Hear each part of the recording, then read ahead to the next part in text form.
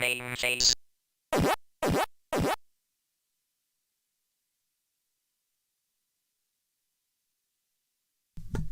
Hello and welcome. I don't know where my video is. Let me fix that. Well, at least try and fix it. Where is video capture device? Deactivate. Activate. Oh, it's a bit dark.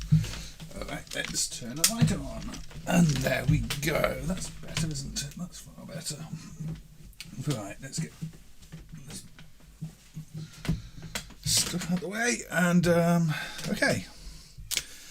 Right, you can't think of a single game name made in Australia, Lo-Fi Kills. Have you ever heard of Kyle Hodgetts? Anyway, okay, we're back. We've got a video. Hello, everybody, and welcome to this stream. Let me just have a quick look in the chat. We've got the Ogre who's saying howdy, howdy back, the Ogre.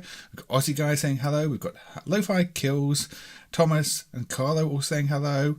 We've got Main Fan dropping in and asking how we figure all this stuff out, because I was having a little bit of a chat about some Jaleco Thunderhoop 1 protection. We've got Bob mentioning that he recently rediscovered Parker Brothers Merlin handheld, which is, yes, indeed, emulated in MAME. We might have to do a handheld stream one day. We've got R09, we've got Smedis, we've got Mo Burma, hello to you all, and Costado. I think that's everybody who said hi in the chat. If I missed anybody, I apologise. So yeah, last day of November, I thought I'd do another one of these lesser played arcade games. I'll probably do another one at least after this, maybe in the start of December, and then we might move on to some stuff that's not purely arcades, but we'll see. Anyway, I'm kind of enjoying these ones, and I thought we'd start off with a Canadian game, Intrepid. I think I've played Intrepid on a previous stream. I might play it on the elevator stream actually, because it has an elevator in it. But it's not a game I played much of, and I played the sequel even less because there were no graphics ROMs or sound ROMs dumped for the sequel because it was never finished. But anyway, with that said, let's turn the sound back up a bit. How loud do we want it? I'm going to put it about there. And let's go to a vertical view and yeah, let's full screen it and put in a coin. So, yes, a Canadian game. You found that Kyle Hodges actually posted on a Wikipedia article for Egg Venture that annoyed him that they called him non-professional. In what context were they saying he wasn't very professional? So yes, you use the lift and you go up to a floor and you go in a door and then you go and search the rooms. Oh, we've got a key. It's an empty room. That's also an empty room. And we've got an umbrella because, you know, that's just what gets left around office blocks, and then we leave because, or we don't, because we accidentally go back in the room and die. Now this is a murder scene, but we still have our key and our umbrella, so we can probably go all the way up to the second floor and do the same again. Nothing in there. Oh dear, they're coming after me. Oh, spanner or something.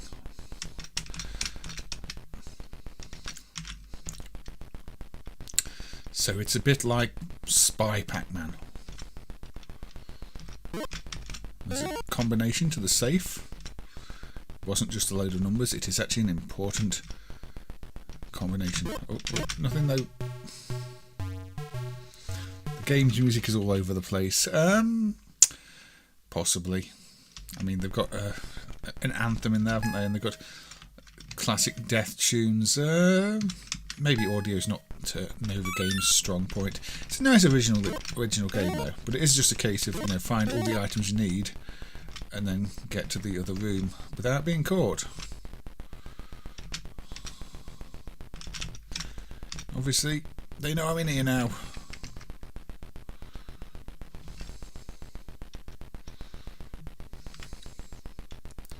So let's just leave this room for a little bit and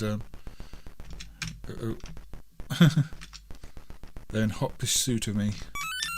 We go into here and we can get this.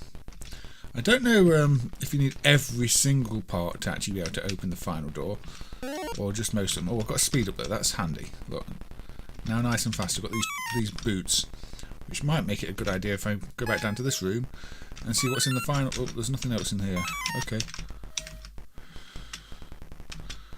Uh-oh. I'm in trouble here. I need a lift. I fell down the lift shaft.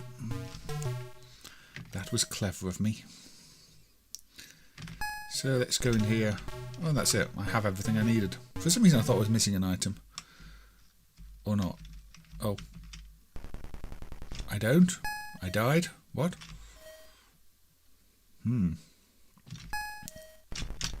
Oh, they come out of there, do they? Am I missing an item here?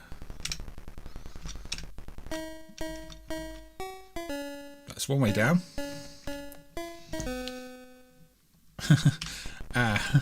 I think that's a fair comment, Smedis. We might have a look at something by Kyle later, in fact. I didn't want to get out the lift there. So what was I missing here? I'm clearly missing an item I need to get into the final room, or doing something wrong.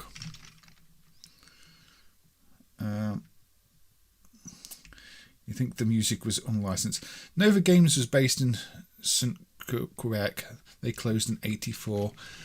Yeah, it's interesting because they seem to be pretty competent at what they're doing.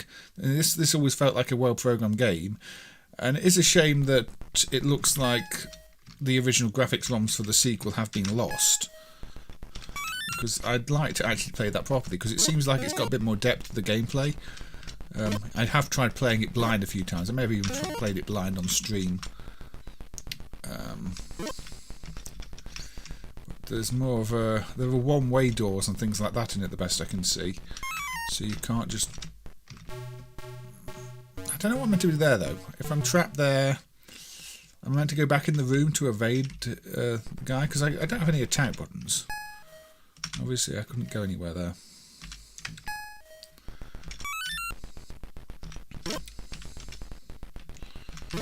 Nothing in these rooms. Save combinations here. It could have maybe done with the tune while you're playing it, I have to say. The items I think are in the same place each time.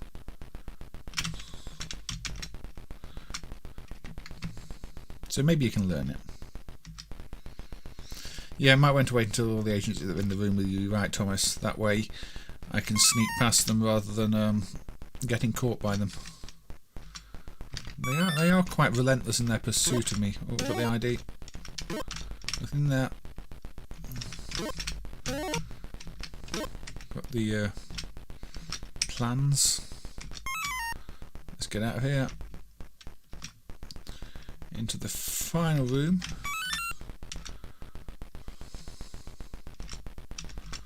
Got this one. And let's get my running boots. So I did have all the items before. What was I doing wrong then? Oh, nothing apparently. So here we go. Let's go in here. Let's blow up. Well, are we blown up safe? Yeah, we've got the briefcase. So I guess thematically it does have that overall spy theme, a bit like elevator action, but of course the gameplay is a maze game, not an elevator game. Apart from the elevator in the middle.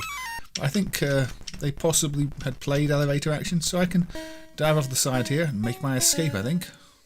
At least I hope this is how I'm meant to make my escape. There we go, you see.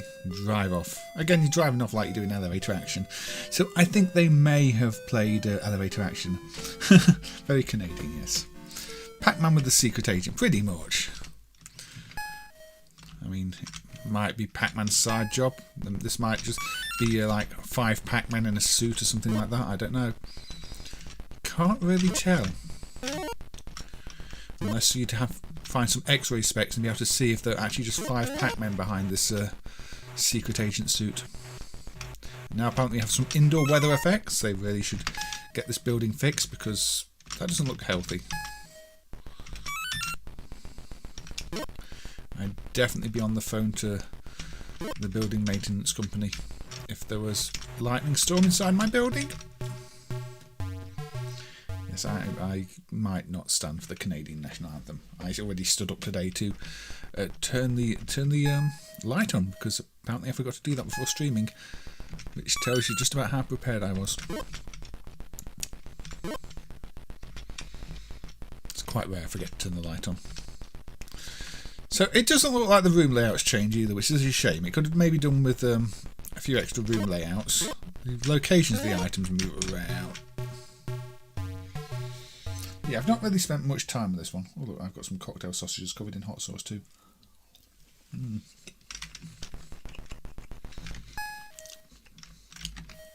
So maybe I should go to the top one first and see if the running boots are in here. Oh, this layout's a bit different. This wasn't masked before, was it?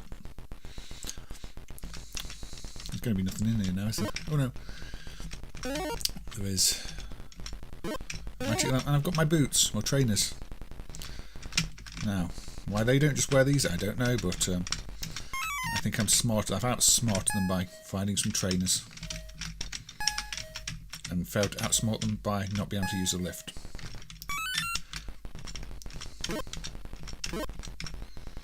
Psycho Juice. It is not Psycho Juice this time, actually. It is, oh dear. It is the, garlic pain is good sauce. What am I missing? Oh, I want this from a beer, don't I?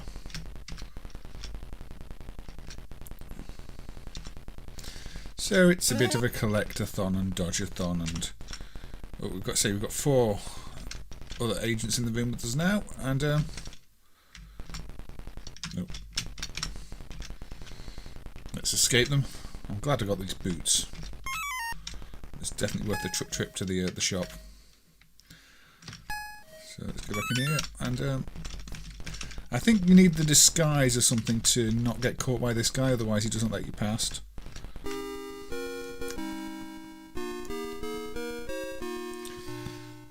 Oh, Canada, I'm made off with all the loot. Maybe the Canadians are stealing everything. Interestingly, the sequel does seem to be quite a similar game. Many of the graphic assets look like they were the same, so it's more of a pseudo-sequel. Back in the safe room, apparently. I really should have locked me in there, because I can just make a run for it now. Oh, that didn't work out too well, did it? So, yeah, Intrepid. I like the idea of it. I played it once or twice.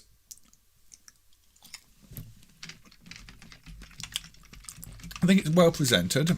A good example of early 80s arcade gameplay. When was it released? Early 80s, yeah, 83. So, CA. And of course, since it's a Canadian game, we better enter CAN as our initials. There we go. Can bar. But that's what sheep do, not cows. Yeah, that's the sequel, Smedis. I mean, it's not actually super busted. You can play it. There's just no graphic ROMs. But if you look at some of the sequences, most of the graphics are probably the same. But yeah, I think that was actually sent by somebody who worked at Nova, and that was all they had left of it. So it's a shame. Maybe I have to see if I can make something work from it with, creating some graphics. But, yeah, I think the problem is it doesn't change up enough. Mo, you're right. You're right. Arcades weren't big in Canada. I wouldn't know. I didn't live in Canada. I'm a bit surprised they weren't big, though. I mean, they're big in the US. I would have thought Canada just been a bit over the border, about the same, but maybe it was just very different there. Yeah, for a short-lived, almost unknown developer, it's a pretty decent game. So, what is this one? This is Triple Fun, which is actually a bootleg of a game called Oishi Puzzle or something like that. It's got an inferior sound system. We don't really know who made the bootleg, but it takes away some of the Japanese-only bits and provides you with a very bad translation of the rest. Too cold to be standing around in public. A bit like the weather here at the moment, actually. We've had a bit of snow and ice, and after some wind, and our fence has blown down, and I need to fix that at some point. So yeah, Triple Fun. I added this bootleg, but then didn't play much. I mean, a lot of the times the Japanese has just been removed. I think there are little story bits there on the Japanese parent set that tell you a few things, and here they're just gone. So hide. Use or act. As far as I know, we can only use. So it's Where's Wally all over again. Where is the specific person I'm looking for with blue shoes? Is that her there? No, wrong hairstyle. Wrong hairstyle.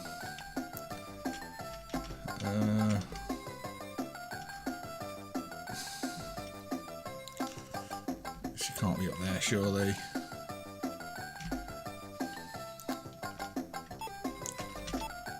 That's not her. Where is she hiding? That's not her. She's not got sunglasses on. Uh-oh.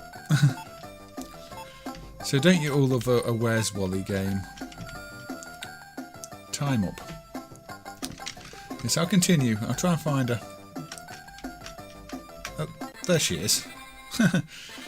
Find her straight away afterwards. So many people with similar hair.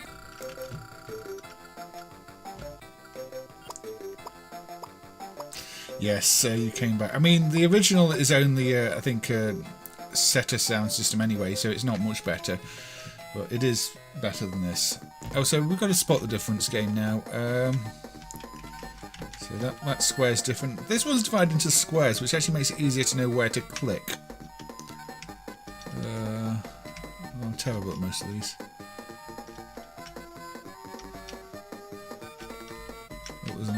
different there. There's loads of changes.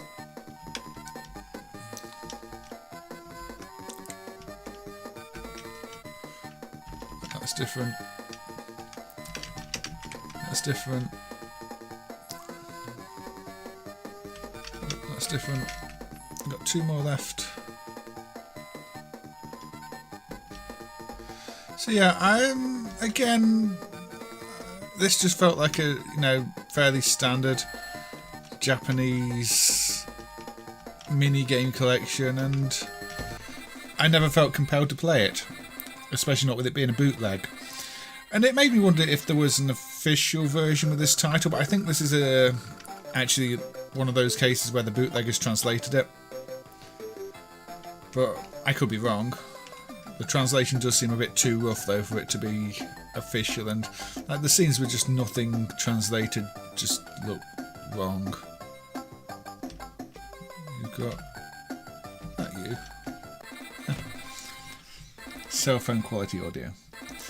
Would this really have been worth putting money into? It depends what you're looking for. I mean, personally, it's not a game I'd be too interested in playing, but. Oh, look, we've got another one of these. There are different mini-games. Apparently we're just not finding them at the moment, so that's different. That's different.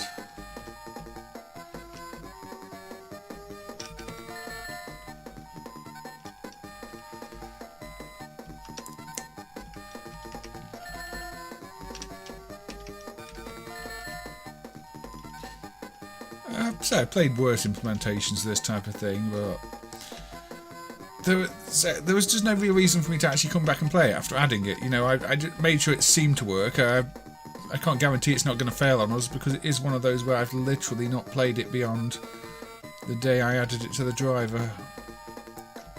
Where's the other difference? Oh, difference. Your foot's different there. One more. Let's go for a help.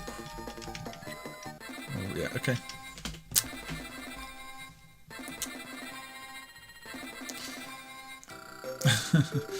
Yeah, I'd rather put money in this than Spy Hunter 2. Bonus. Now, the character here is also in another game.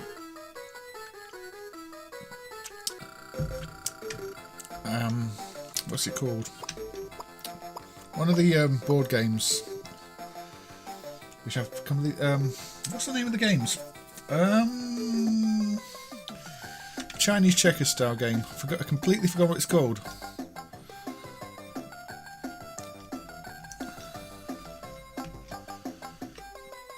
It's not Sudoku. Othello, that's the one. Yeah, Othello, that's the one. There he is. Yeah, there's an Othello game with the same character, and also from Success. I don't know if he's a licensed character or if he's just a character that Success used. Well, we've got Jigsaw Puzzle this time, you see. Again, I don't know what act is. You can't seem to select act. Maybe that's a bootleg thing. But obviously, now we have to build the Jigsaw Puzzle. Now, I don't know if this type of game is more popular in Japan, or if there were just more mini games in Japan. It does make a different sound when you get it in the right place, which is handy. Because maybe the bootleggers have stripped out some Japanese-specific mini games, or maybe it really is just this simple.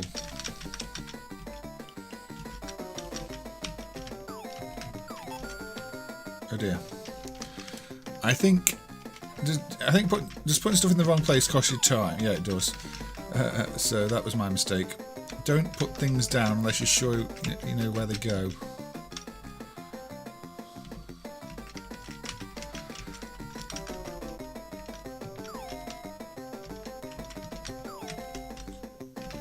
Don't do what I'm doing, basically.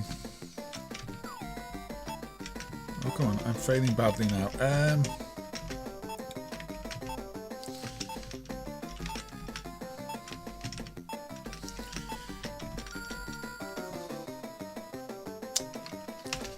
Yeah, this is what I'm wondering. Is this a famous character in Japan? Because clearly it's not a famous character. And this piece is even obvious. I don't know what I'm doing here.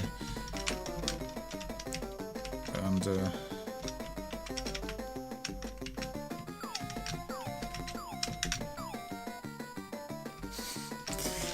honestly, I can do jigsaw puzzles.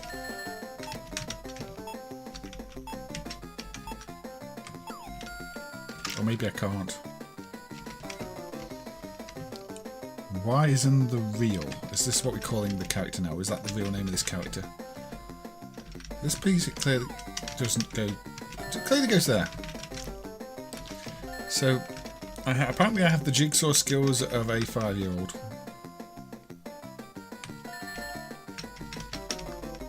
I thought I put that part there and it said it was wrong. There's a jungle type. Yeah, I mean puzzle games, jigsaw puzzle games are quite simple to do. There's another arcade one, a Puzzle Time prototype by a Italian company, but I think... Well, Puzzle Time's a funny one because it's got a setting in the service mode that allows you to disable adult content. Except as soon as you insert a coin, regardless of that setting, you get a picture of a naked lady.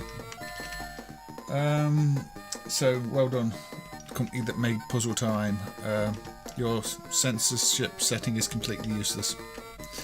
Anyway, you get the idea. It's a bootleg of a Japanese game with some questionable translations, like it's saying "seek the wrong part" at the bottom.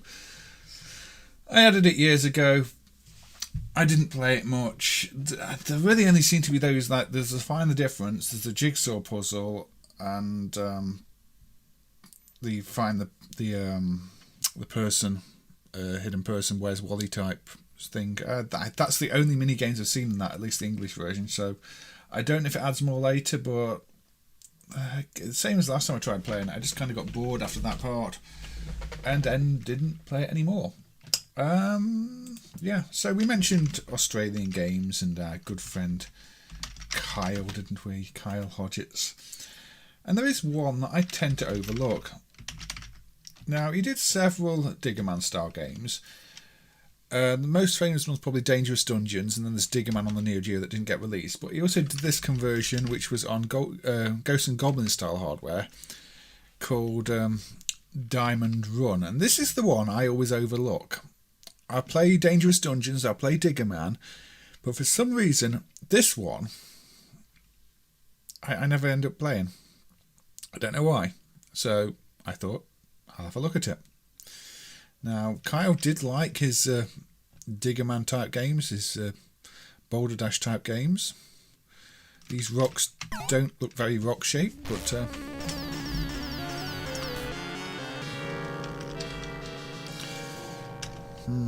it's games I've played less of, so I have internal telemetry.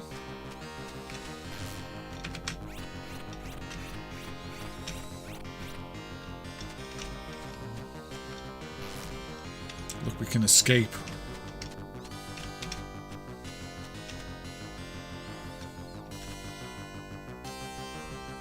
Evil spiders, go away.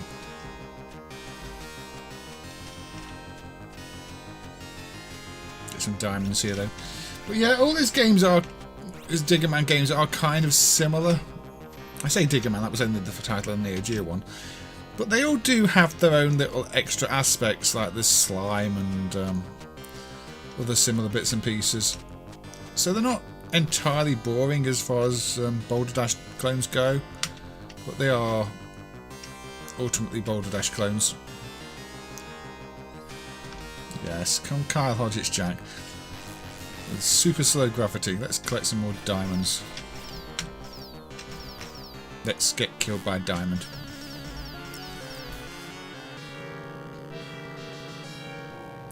It's quite strange playing it with the Ghosts and Goblins music too, because one thing Kyle did not do is his own music, so...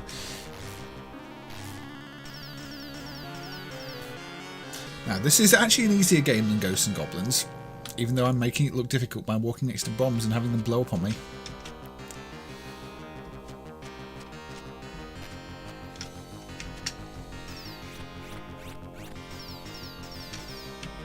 Uh-oh.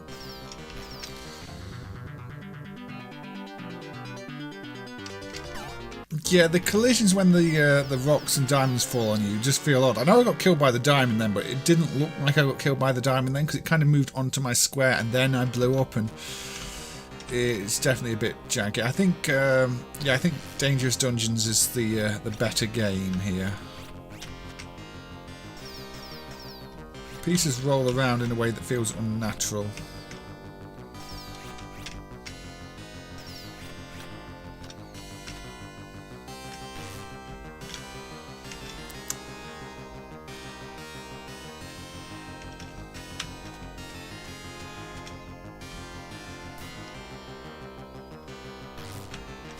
And that was even strange then, the way it didn't initially crush the enemy. And the controls are really laggy.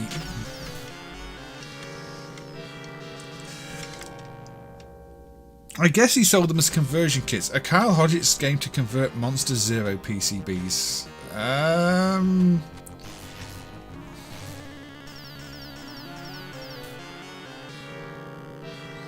He would probably call it Monster 7000, just so it's better than Zero.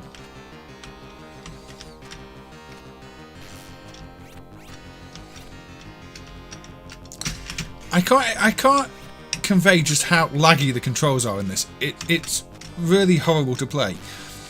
I'm immediately remembering why my go-to Kyle Hodgett's Boulder Dash games are the other ones, not this one. This one does not play nicely. Dangerous Dungeons is acceptable jank. This is nasty.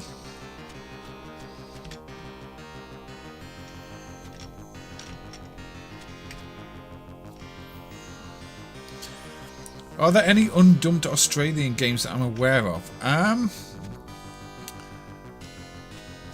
know there are undumped games in Australia. I don't know if they're undumped Australian games. There's been talk of a few. I think there's another World Rally type game that somebody in Australia had. No, World Rally Blomby car type thing.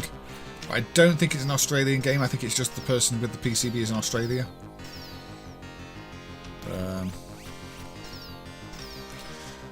So yeah, for level 1 of a Boulder Dash game, this asks a lot of you actually. You tend to expect level 1 to start with, you know, oh, here's some really simple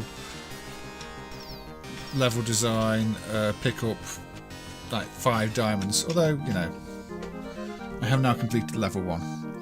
Where did he market them? I don't know. I'd assume he went to like a games fairs like anybody else.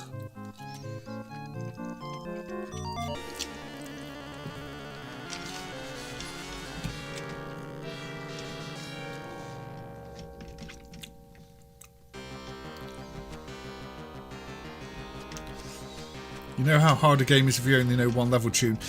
Yeah, a lot of the Ghosts and Goblin tunes people have probably never heard beyond the first level. You are correct. That game is notoriously difficult. Which I guess meant a lot of people may not have realised that this still steals the music from Ghosts and Goblins, because many people will have only heard the first level tune from Ghosts and Goblins.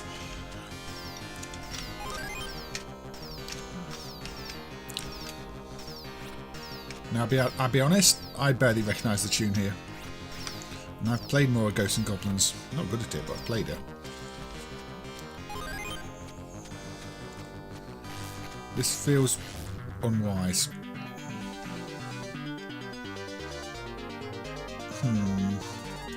You know what? I think I've played enough of this Boulder Dash clone. This doesn't play well.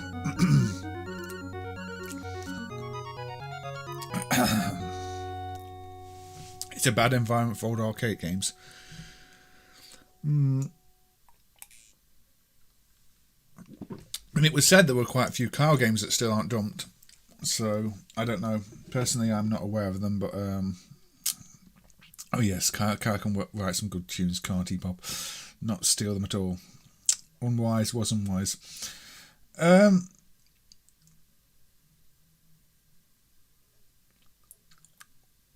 Is the music from the non-Double Dragon? You mean Toffee? I don't know. Toffee was done by Korean developers. They may have just done their own music or stolen it from somewhere else. Right. Let's have a look at this list then, because those are the ones I wanted to play first. The background PCB is an Intrepid PCB, by the way, which is why I started with Intrepid. Let's go with this one. There's an interesting enough story behind this one to make it worthwhile. Right, so I emulated PGM ages back now.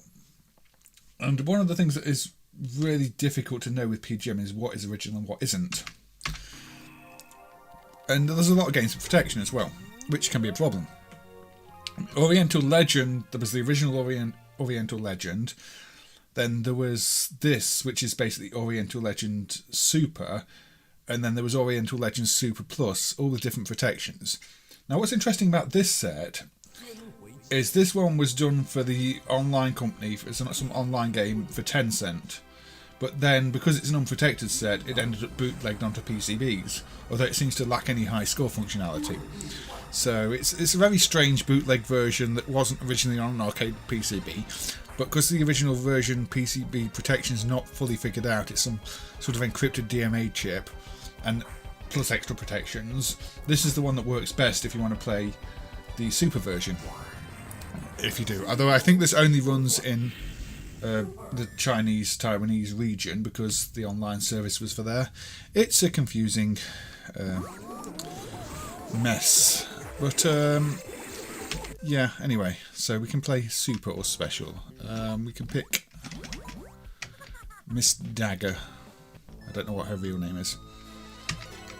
And so this is a beat 'em up, and I don't know, I played a fair bit of the original Oriental Legend when I got it emulated. It was another one of those that would have failed in annoying ways if anything was wrong.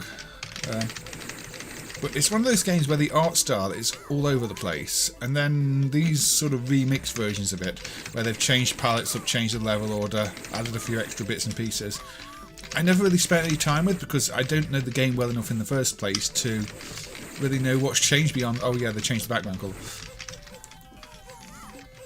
There's a Kyle Hodgetts game titled Kayak that runs on Frogger boards. I'm going to guess that it still has the river where Frogger has the river. And puts a boat in it.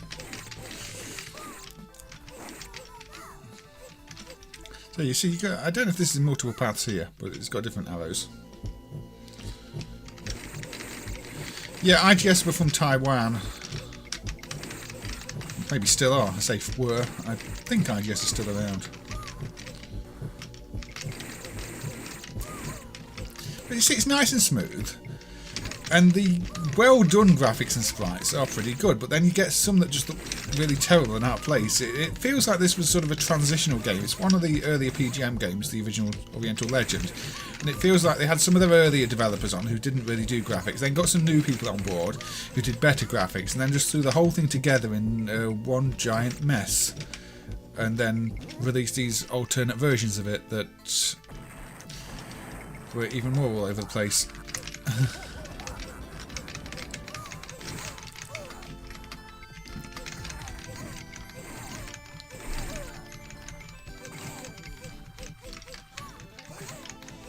I mean, there's always been Chinese games of sorts, so I don't know when they were banned and when they weren't banned. China had a lot of bootlegs.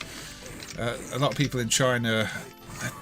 everybody in China seems to remember the games from the 90s, the CPS titles, and doesn't think anything before that matters.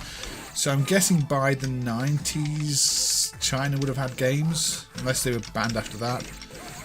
But I know the general reception to MAME in China when we emulate anything before, say, CPS1 is, why are you wasting your time? That's just useless garbage. I don't think they grew up with any of those. So, you know, they want these games and CPS1 games, or more specifically, silly bootlegs of CPS1 games where, you know, start buttons, change your characters, and whatever nonsense they had. Now, yeah, you can fall down there. Oh, of course, there's loads of Chinese gambling games as well. Many of those from the 90s. IGS themselves did loads of gambling games that got used in China, as far as I know. You do have a special move. You also have your item wheel, which I've not been using, if you really want to. So it is a Dungeons and Dragons type game, a bit like the Capcom ones, where you can bring up your item wheel and change what you're using. And different characters think can only pick up certain things, and I don't know all the rules of this because I've not played it much. There we go. I used something that did something and may have done something else, and you can push things like that. And that's where, look, see how rough that push animation was. Oh, and I get lifted up by a bat and taken away from those because I don't have to fight them. That is probably optional. I think you can jump over the gap. Yeah, there's kiddie rides and stuff. There's lots of kiddie rides. Lots of video-based kiddie rides around at the moment, actually. I was walking around the supermarkets and there's loads of new 3D ones that look like proper video games but really don't have the gameplay. They're not from IGS, but they are from other companies. I did film one or two of them. Don't know if they'll ever get done. They're probably PC-based or to push Android tablets in an arcade cabinet. I'm not really sure. Well, a sit-down cabinet ride thing. I don't know. Obviously they're not especially entertaining for an adult, they're just meant to distract kids, much like some of the ones that are dumped, the Sega C2 Sonic ones, and so there's been, you've had the kid rides around for a long time, but lately there do seem to be more video based ones. I guess because it's just so easy to do.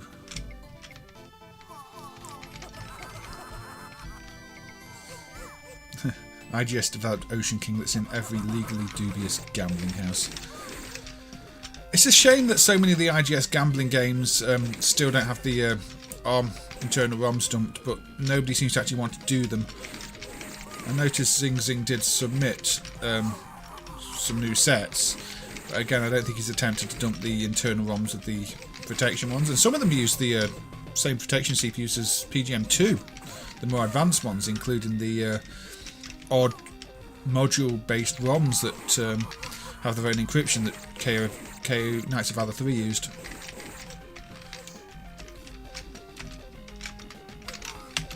Oh, what am I doing?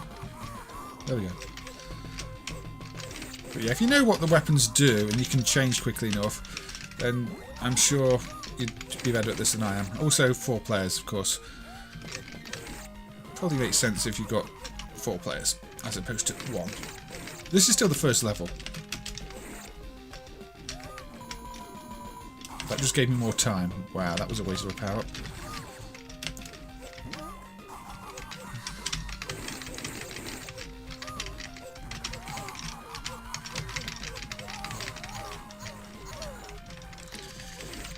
Yeah, no, well, I don't know if that's called Knights of Valor 3 gambling. It's just a grind fest, though, where you're meant to use trading cards, the character cards, and build up your character, and then play again, and play again, and play again, and play again, and it's just garbage. Just visually, they've made it really ugly. I mean, why do characters just explode when you kill them?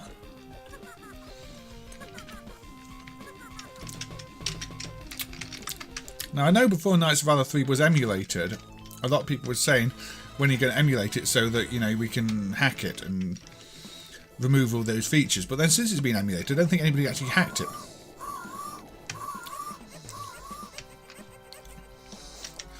So this, I think this also has special moves that you can trigger like a fighting game, but again, I don't really know how to do those, so you're not getting the full game experience. I don't think that was one of them. No, that's just 2 buttons, is it? Or is that just charge? I don't know. Maybe that's one of the moves you can do. So, I don't think this is a bad game, but it's not one I've spent that much time with.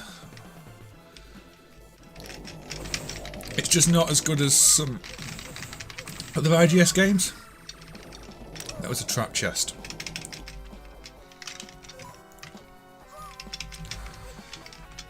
And like I said, it's just a remixed version of the older game with more content, different enemy patterns, probably extra secrets.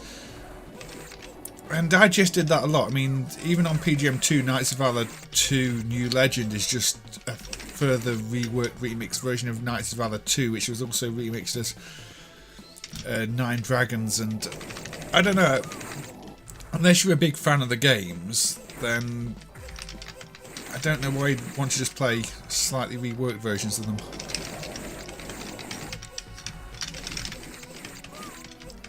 Hey Delta Ray Studio, speaking of illegal gambling via LTs, someone in Utah made $8 million a year in cash from illegal gambling machines. Doesn't surprise me at all, it's a huge business. Aussie guy. Another trap chest, I should have known. And I think there's some secret here if you push this, isn't there? Or maybe with certain characters. I think it's another one of those where certain characters can do certain things others can't. Again, I don't know. I could be talking complete nonsense right now. Am I fighting Captain Crunch Soggies? Maybe. Some nice line scroll effects.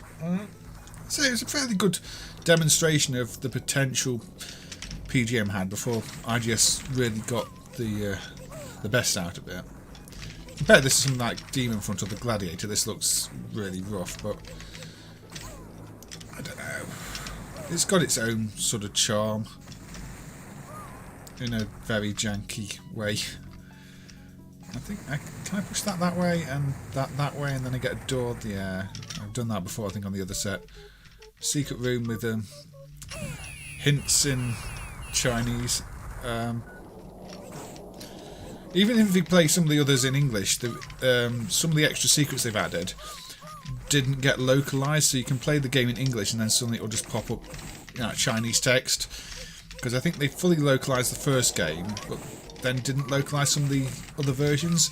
But then because the region comes from a protection device on them, you don't really know what region they were released in. And some, I think one or two of them actually crash in the wrong regions as a result too. It's a bit of a mess. Sounds like a Konami game. So, is this a puzzle? There's different levers here.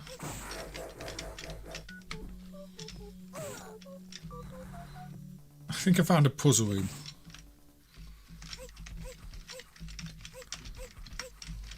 Can't push.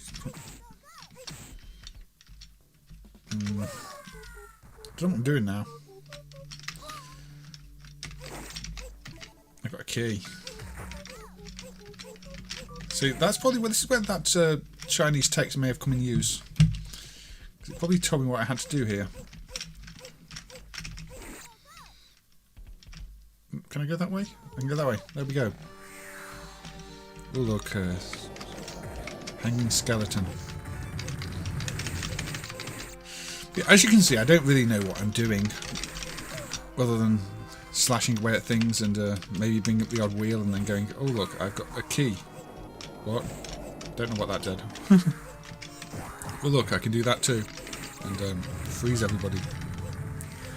There's a lot thrown into the mix with these games. That's all I can really say, is they're full of content. Well, I can go this way too. What's this way? Again, some puzzle room with hints in Chinese. Presented in an entirely different way to the last room, because again, that's what I was saying about this.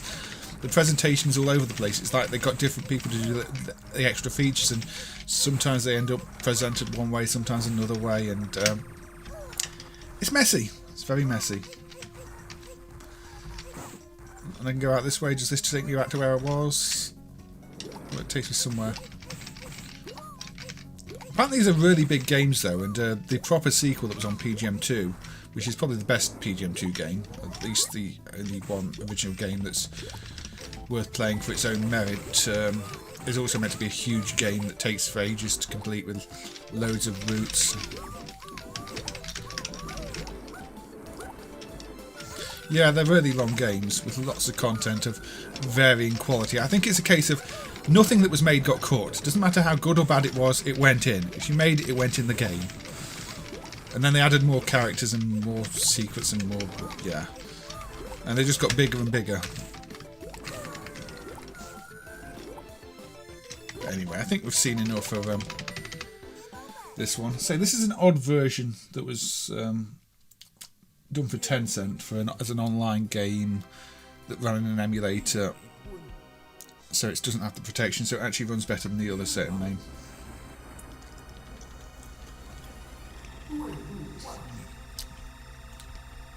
Hey GP, And hey, Rookman, picking up Flame Monster with the bare hands. Yes. Very Capcom. Yeah, I think they were heavily influenced by Capcom DJ Dance Classic. I think we played enough of that one though.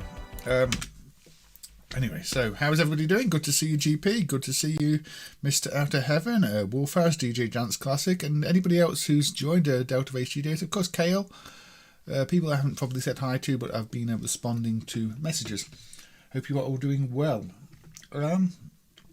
Right, shall we go from... let's go from Taiwan to the Soviet Union with Konek-Gorbunok, sometime in the 80s by Terminal. Good. I'm glad to hear. And Ingu here as well. Welcome. I hope you're doing well too. So yeah, these Soviet games were dumped quite a few years back now, but they're kind of interesting because they're not necessarily presented too much like your classic arcade games. For the time period they were released, they're very janky again, and of course they're not in English. But I think you don't have proper track mode here. You see that it just tells you what a bit of a story and then loops. But if you play Coin It Orb, Metal Slug 3 the longest? I don't think so. So the funny thing is, this plays a lot like, say, Hunchback. You're walking along and you jump over things, or you fail to. At least this part does. But I've not really spent much time with it because it feels very rough around the edges.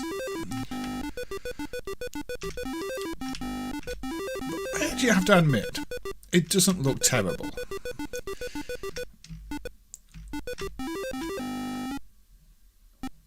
It's freezing there.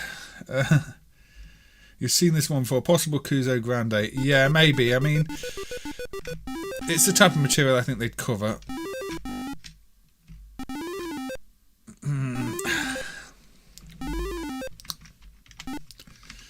Alien vs Predator's pretty long. I don't think any of them are as long as those IGS games, so apparently I died.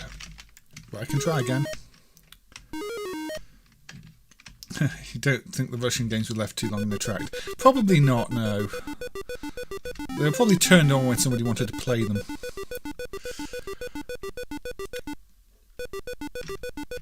But they do have quite a nice graphical style. At least this one does. I do like the character animations, the little wizard who appears. But the gameplay is very much Pitfall-y, Hunchback-y, just pixel perfect sort of jumping. And pixel perfect jumping off. There we go.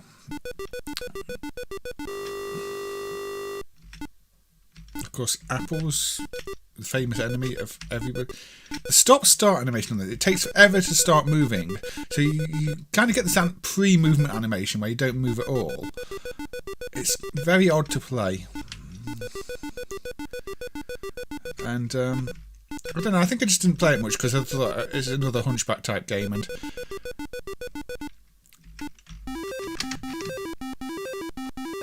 I got doggoed. Soviet Amstrad. It's not Amstrad based. It's an Intel 8080 with its own custom sound. I don't think there were any Amstrad based arcades, GP. Maybe surprisingly, but there were Spectrum bootleg arcades, but I can't think of any Amstrad ones. Maybe the Amstrad just wasn't popular enough. Some of the Soviet bootlegs are based on the Spectrum too, actually, because the Spectrum was really popular over there. But Alan Sugar's Amstrad, don't think they've ever heard of it.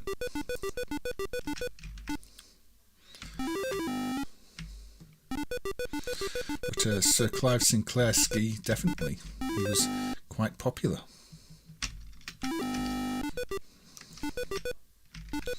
Now, I think the dog screen is the furthest I've ever actually got when I've been playing this before. I mean, usually I'm lucky to pass the apples, so the fact I've already passed it once means I'm doing better than I usually do. So what do I even do on the screen? I've got an attack button. I guess this is where that comes in handy. Oh yeah. But you have to time it correctly. The MSX was popular too. I think the MSX had some level of popularity everywhere. There seem to be MSX machines from all over the place.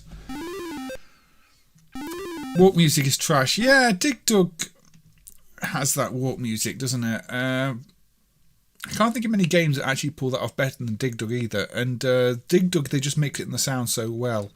You only notice it plays the music when you're walking after you start to pay attention. And this, obviously, it's just a walk sound. I think the dogs just keep respawning, yes. I'm amazed I passed any of the apples. But let's give it one more try and see how far I get. There were some CPC clones in East Germany. I can't think of any German CPC games, but maybe they're just not coming to mind.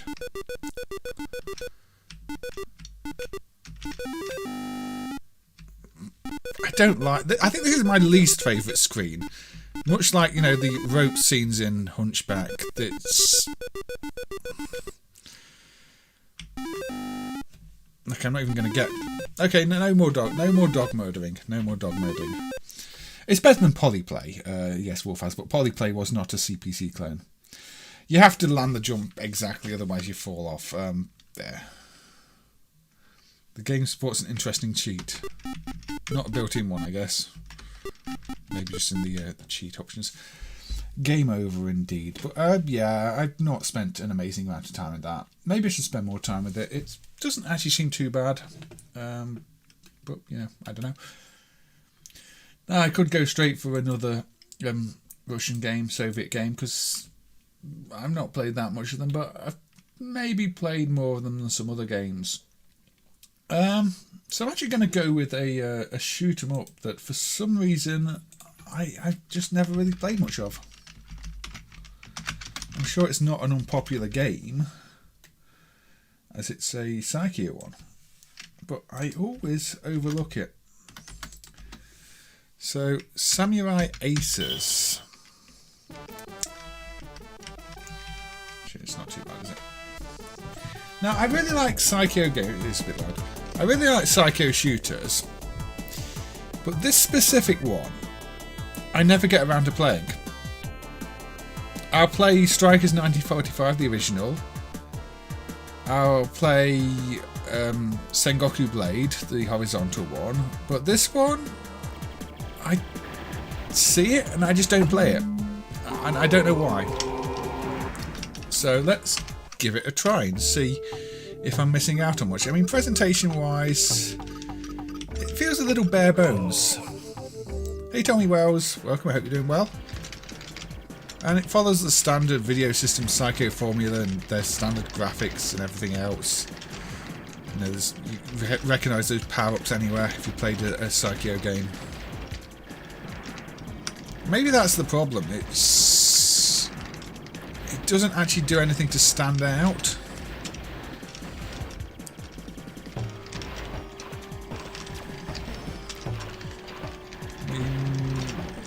The theme isn't shouting anything at me. It's this feels like it exists, and just existing isn't really enough to make me want to play a shoot 'em up.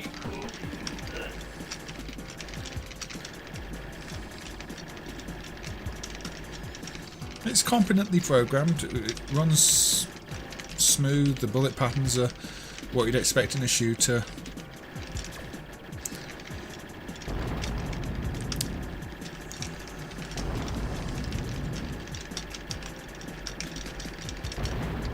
But, you know, if I'm going to play the original Gunbird as well, or Gunbird 2 on the SH2 hardware, and again, they just have more appeal than this to me. But maybe I'm missing out on a really good game, and I haven't realised it. Yeah, you do have a second good time. You like cave shooters because of how chaotic they are. They are indeed chaotic. Hey Franco, yeah, so Psikyo's a good company. And I've played a lot of most of the Psikyo games, but I just always look at this one and go, why haven't I played more of that one? Nice multi-layered scrolling there. Okay, we've got this whole Japanese theme. But maybe I've just... the other games I'd play over this, I mean... It's an odd one, I can't explain it.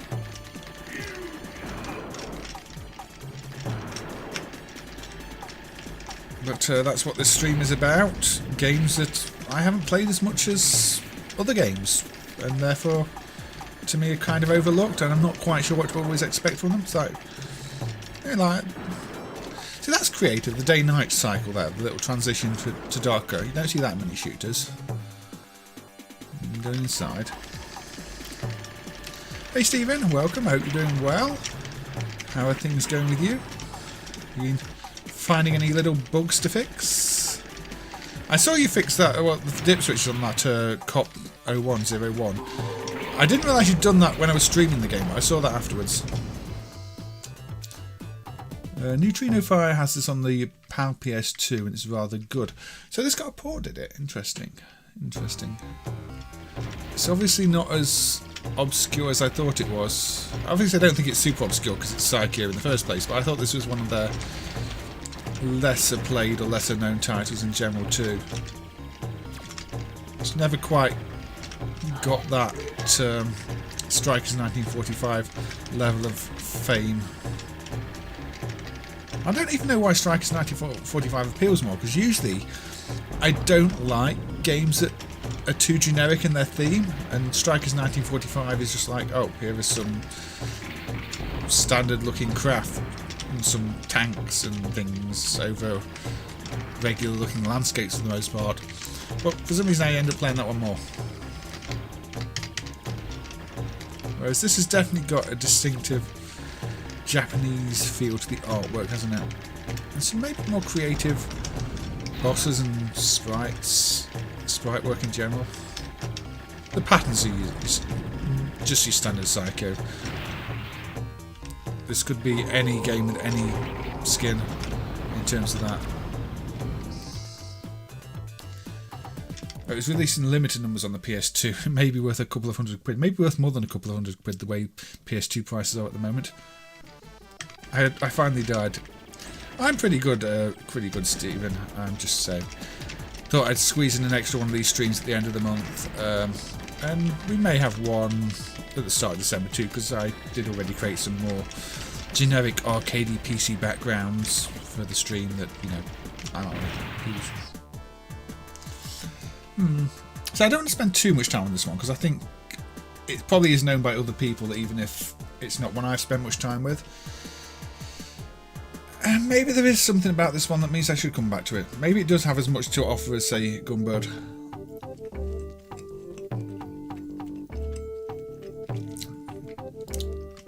It might just be this character select screen is what puts me off. That is as bare bones as you're going to get.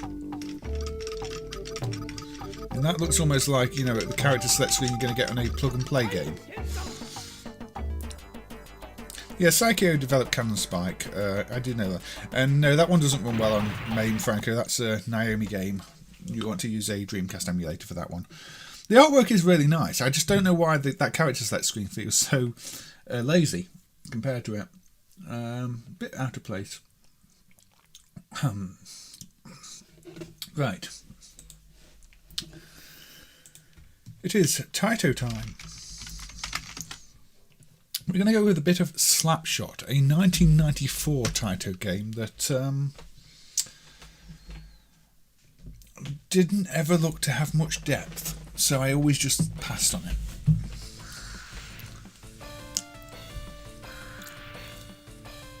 So, look, it could be a really fancy ice hockey game. Yeah, Captain Spike was quite a popular game on the Dreamcast. Psikyo did Zero Gunner 2, which is another 3D game, and Pilot Kids. So they did do some 3D games. So yeah, it looks like it's going to be an ice hockey game. Then it's basically table hockey, pong. No, it doesn't. We did play 2-on-2 Open Ice Challenge the other day, though, that does play like NBA Jam on Ice GP. That was literally made by Midway, and it's as close to NBA Jam on Ice as you can get. But we played that on the previous stream. I was terrible at it. But this plays like more like the Neo Geo, say, flip shot, but with the different camera angle. So in this case, you know, your top and bottom of the screen, whereas in flip shot, your sides of the screen. But it's basically, yeah, it's just Pong. There's versus Hot Smash that's quite similar. It's credited to Taito. You can use the special attack, and there we go. Windjammers but hockey. I'm not sure the perspective helps it. The problem is, Windjammers felt better, but oh, you've got to hammer the button there to stop it going in. I don't know. I'm one of those people who is going to quickly get bored of something that's just like this unless it's really got something extra going for it, like Windjammers does.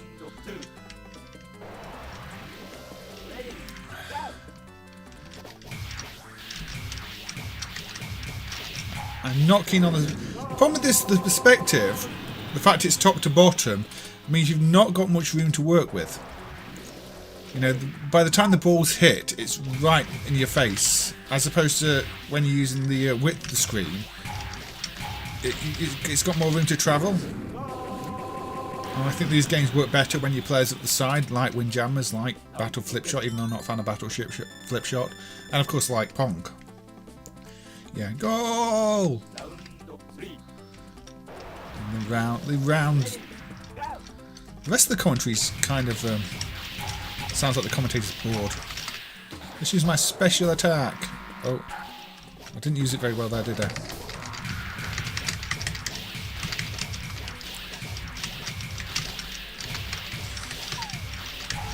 But, yeah, there might be a better game in here. But you can see the initial impressions are, oh, it's Pong. It's Pong with some fancy effects. Or table hockey. There are definitely worse table hockey games. I could put one on if you want. The one based on the Amiga hardware, which I think is like Sports Time, table hockey or something. Why is Captain Commando doing the super? I don't know. Maybe just wanted to help out. Why is he heating the stick? I don't know. Maybe he was hungry. So I'm playing against Lung. It's over the top presentation for what it is. Plays like a combination two games you played in real life, Franco Chan. Star Wars Jedi Arena on the 2600 and Sanrio Smash Ball on the Super Famicom. I've never actually played either of those, so I'm actually going to just briefly note those down for a potential future stream. Because I do like to note down games people mention in the chat, to have a look at them myself and maybe play them on a future stream.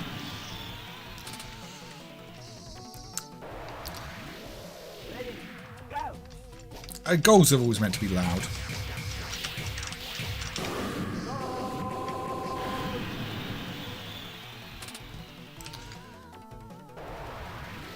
Who developed this? Is this another East Technology game? I don't know. Who developed it then? Go on then, RO9. Or unless Aussie guys already said who developed it.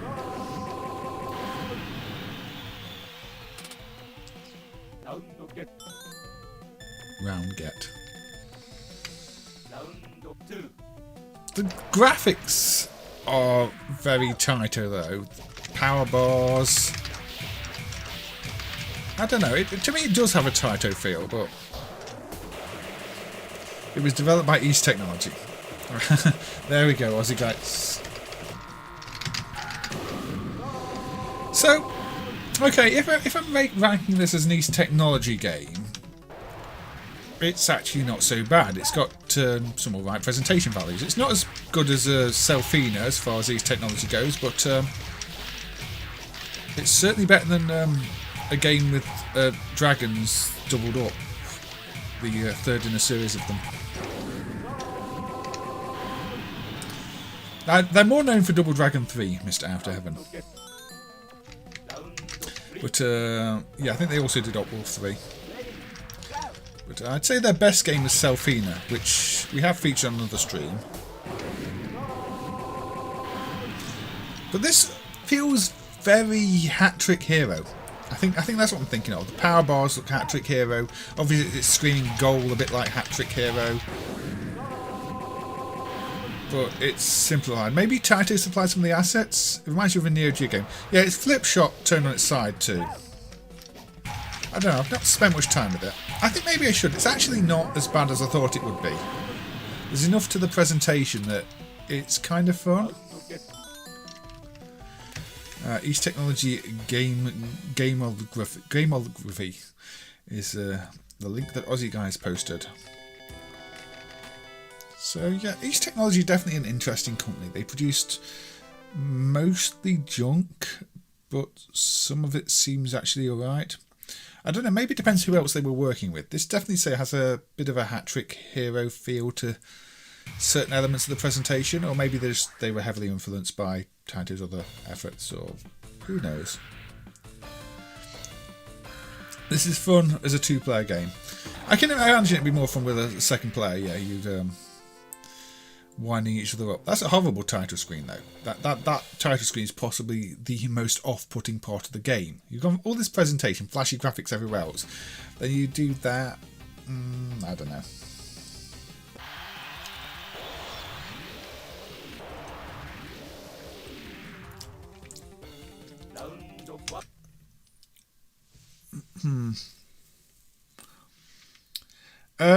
I like Selfina, the puzzle game by East Technology Rockman. We have played it before. Don't really want to play it today though, unless I decide I've got nothing else interesting to play. But I may do another puzzle game stream. It's a maze-based puzzle game. Maybe we'll have to do another stream of those. But I personally have played Selfina a bit too much to put on this stream. So we're going to go with Bakutotsu Kijuutei, which is also known as Barajuke 2.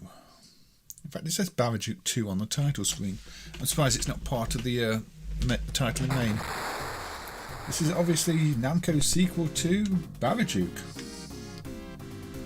And I've basically never played it. So look, it says Barajuke 2 down there. Now, MAME Fan did a video of the original Barajuke, aka Alien Sector, recently. And I did mention in that video that this was on my potential to-stream list. Now, I do observe the attract demo does nothing. I believe this must be a main bug, unless it's meant to be playing back a recorded demo from a previous player and nobody's played it yet. But yeah, the attract mode does nothing. Barajuke, the surprise female protagonist game before Metroid.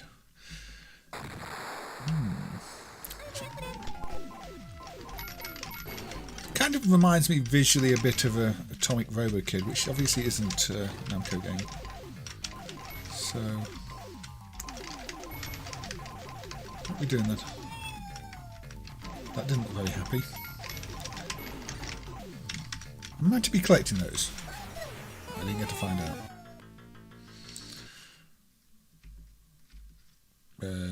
Shop? Bonus item? I don't know.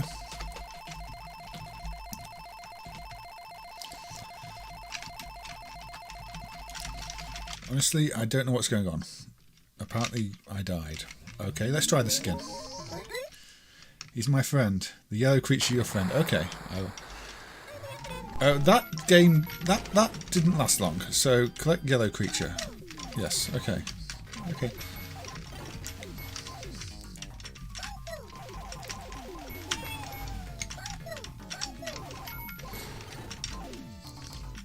I've got a lot of yellow creatures surrounding me now. So, yeah, I know nothing of this game. I don't think I've even played the first Alien Sector much, if at all, the original Barajuk, so I don't really know what to expect. Although I appear to have lost all my friends now. Let's get tallied up. It's my friend. Well, my friend has abandoned me.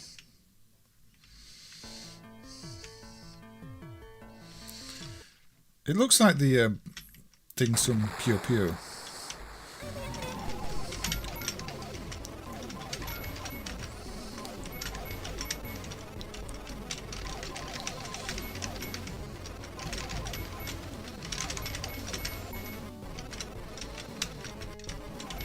Okay, they bounce off screen. They don't hang around long.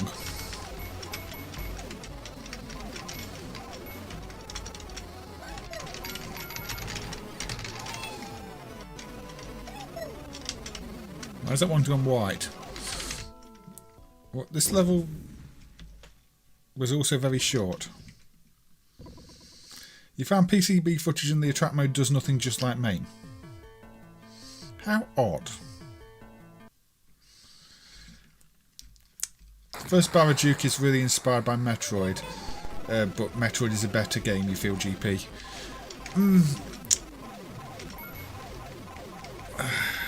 Obviously I know Metroid. I don't really know Barajuk that well. Namco tended to try and do original things though. That's one of the things about Namco, is they always tried to be original. It really inspired Metro. Well, I think I misread that. So yeah, Namco did try and do original things, so there probably isn't going to be much that plays exactly like this before it, or even the original Barajuk. But you're saying Nintendo borrowed their ideas a little bit, but then made a better game, which often happens. Quite often you'll see a company that came up with an idea in the first place not produce the definitive version of that game. Is this just like a pinball? If you score matches, you get a bonus item thing. Because this just seems to be a very drawn-out game over screen otherwise.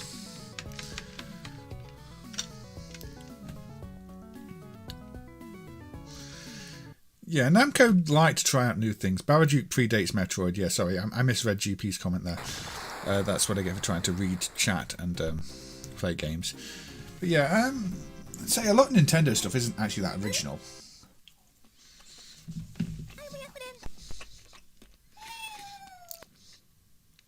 So does the attract mode do anything now? I've played the game once. Yeah, so the attract mode is a playback of your previous play or your previous demo. That's why it did nothing at first, because I hadn't played it before. That's one way to do it if you don't want to record an actual attract demo, I guess. You loved Shifty Look, Bravo Man and Wonder Momo.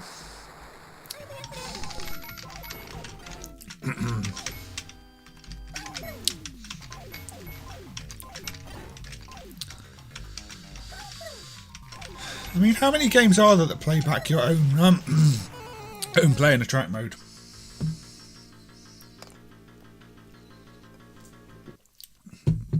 I have to say, you can lose very quickly and very easily in this though. I don't really like that.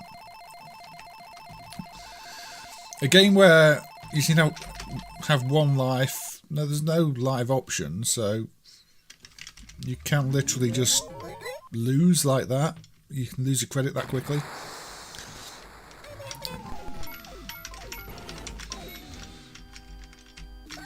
So it seems like if you make a mistake, you do one thing wrong, your credit can last like less than a minute, which is not the best design for a game. But then the levels are really short. It's a strange design. It's not Namco's strangest design. But is it the Return of Ishar or something like that, where it's sort of a forced two-player game? Is that the one I'm thinking of? That is a really odd one. MAME, I think, treats it as a double joystick game, but it's not really a double joystick game. It's a 2-player only game or something. It's a very strange one that I've not spent much time with that one, but I don't really know how to stream that one because you really have to control 2 characters.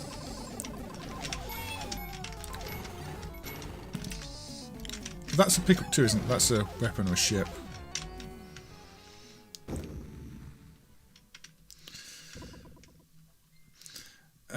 It could be a classic people were playing the first game for too long, so let's make the sequel super hard thing. It could be RO9, that did happen.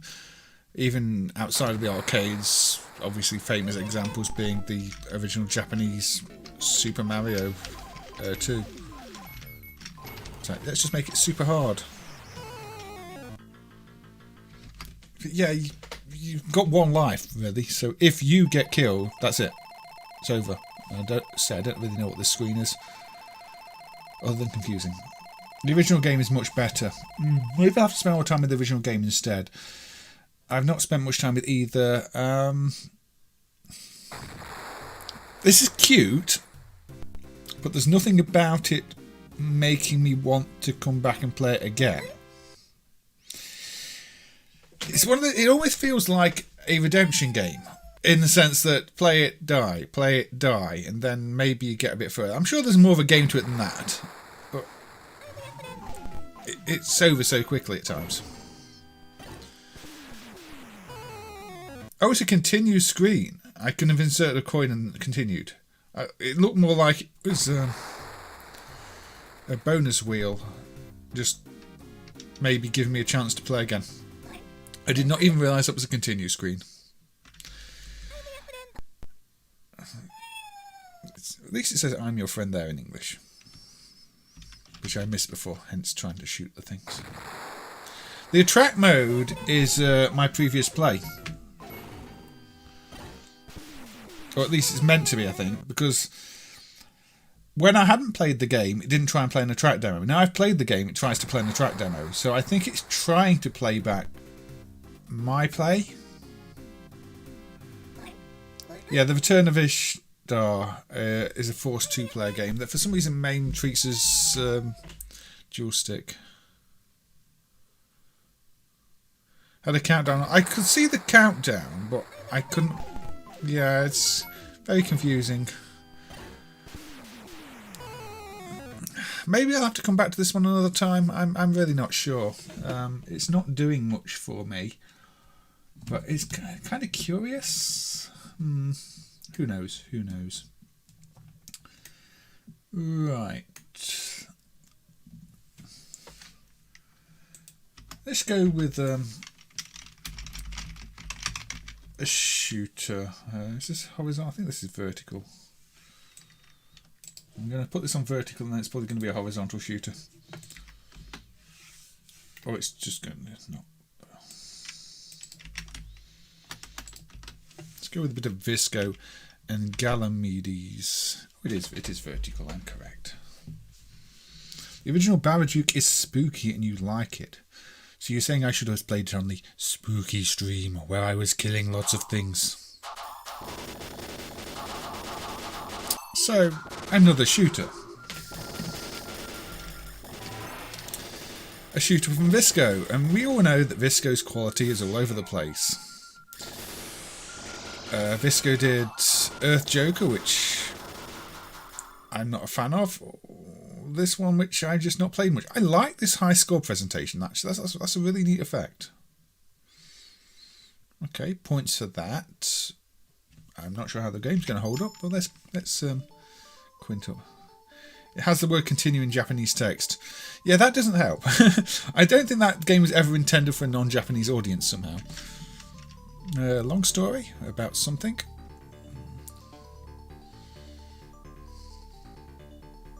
This is a very long story for a shoot 'em up. And that's only where the story begins. The most generic shooter in the history of shooters. I'm sure I can find plenty of generic shooters. I think the most generic shooter I've played in the history of shooters so far is SNK's The Next Space. Which does what it says on the tin. Every level is more space. to go from one piece of space to the next piece of space. Also Korean shooters. Okay, so I can cycle my power, although I died and lost. Are there different power-ups also your lives, or was that just coincidence?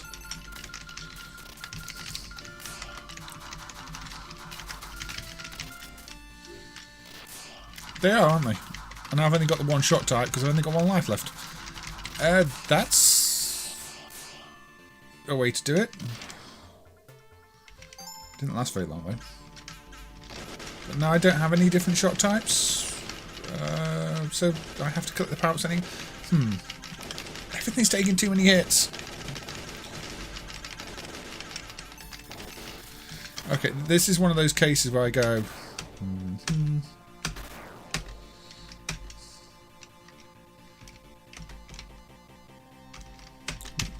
There we go. Oh, gotta go create. Right. That's too fast. That works. Autofire is necessary in some of these games, otherwise you just end up hammering the keyboard and losing all your lives because you can't hammer fast enough. And that's never fun. Even with autofire, some of these take far too many hits though.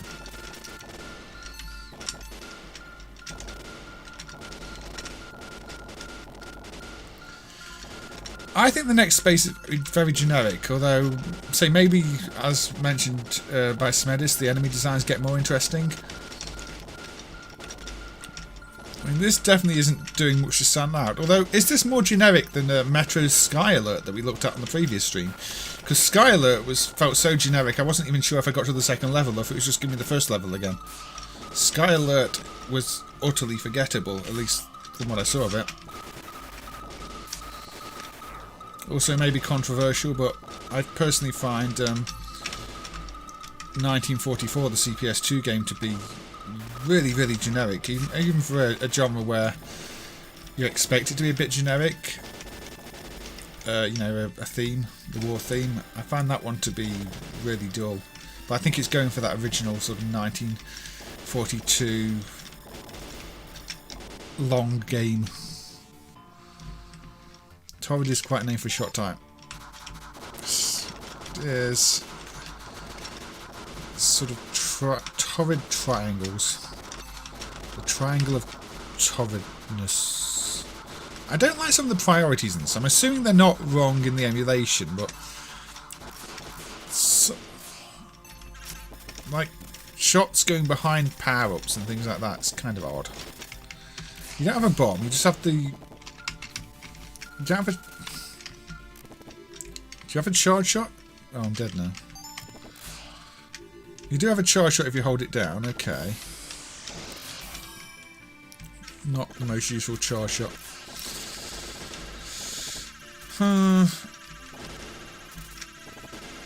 You've got a bit of music in the background that doesn't really...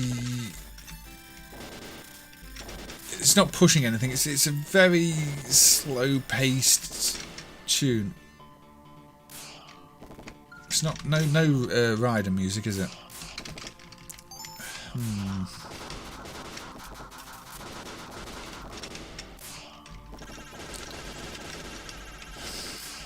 Everything's very square as well. It's just going to keep coming on. Everything very boxy. I mean, look at this.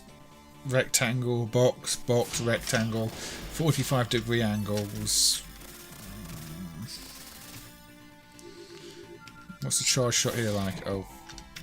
Again, very, very unimpressive. Is that it? It's not worth charging.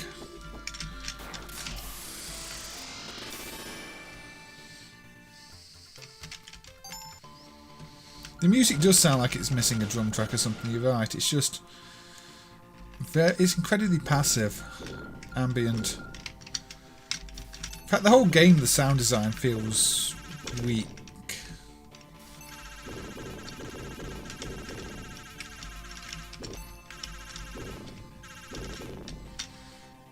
You know, you don't blow up in a satisfying. I know you blowing up's not meant to be satisfying, but you just kind of.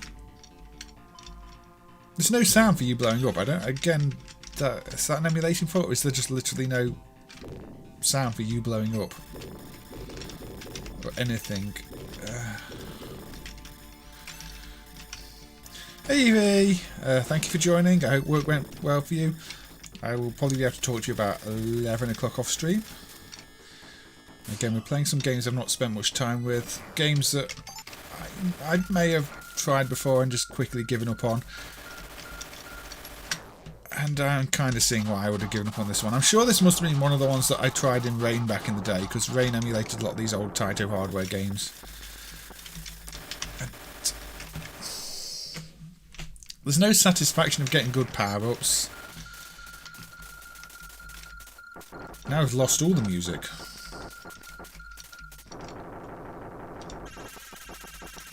Are the sound emulation faults here? I don't know.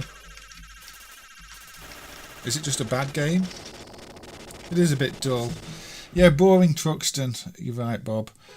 Yeah, GP. A bit dull.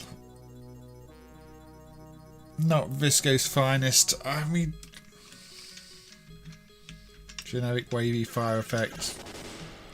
See, those enemies have nice explosions, and that kind of gets your hopes up, but that's it. Yeah, I can see why I didn't play that one much, and I don't really want to play much of it now, to be honest. It's doing nothing for me. Where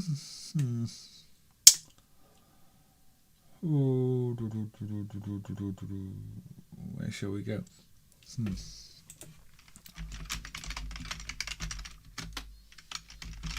Here's another one that I worked on the emulation of and really didn't play much of. This one is a horizontal game, and it is Success Joe. Now, most people know Success Joe either because they know the original, the original show, the Japanese original that everything's based on, or they know Legend of Success Joe on the Neo Geo, which is, of course, the best Neo Geo game ever made. So, there was also this Success Joe based game, which is one I worked on the emulation of ages ago. And even when I was working on the emulation of it, I couldn't actually bring myself to play it. I tried to play it, and I got bored within about 5 seconds. So it's Taito, it's Wave. So I'm assuming Wave developed it as they must have done with Legends of Success Joe on the Neo Geo. Vimana is a better game when it comes to charge shots. I like the way in Vimana the charge builds around and then fires off. Vimana is on my potential list as a game I've not played much of, though, compared to other Toplan games. So, straight, upper, hook, sway, guard, left punch, right punch. Wave is the dev, yeah. I can't even remember what I did for the emulation of this, but I remember working on the driver at some point.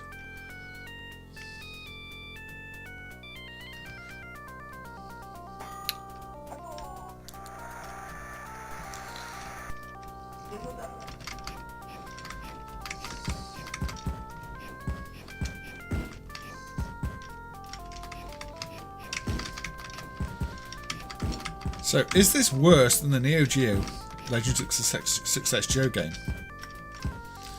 I mean, personally, I think the Neo Geo game is somewhat misunderstood because people try and treat it like a regular fighting game when it's more of a boxing game, as this makes more clear is a boxing game. But it's bad punch out, isn't it?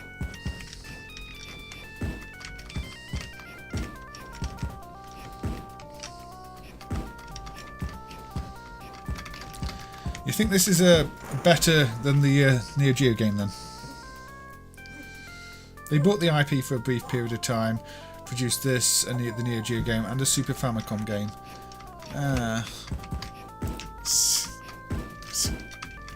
I think I always found the Neo Geo game more accessible, but That might be because I've never tried to play this properly. Also, the music in this is painfully bad.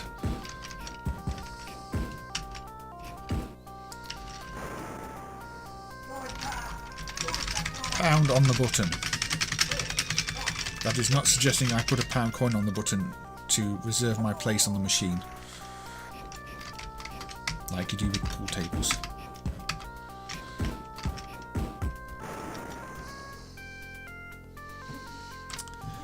There's a cross-counter mechanic, but you forgot how to perform it. I don't think I'm going to be demonstrating good gameplay on any of these streams anyway. Is this music really correct? This music is horrible.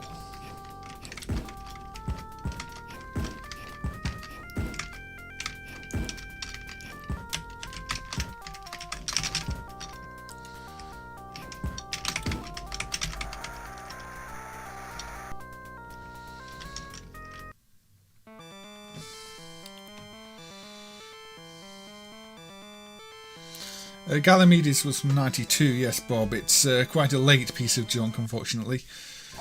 Visco did better shooters than that.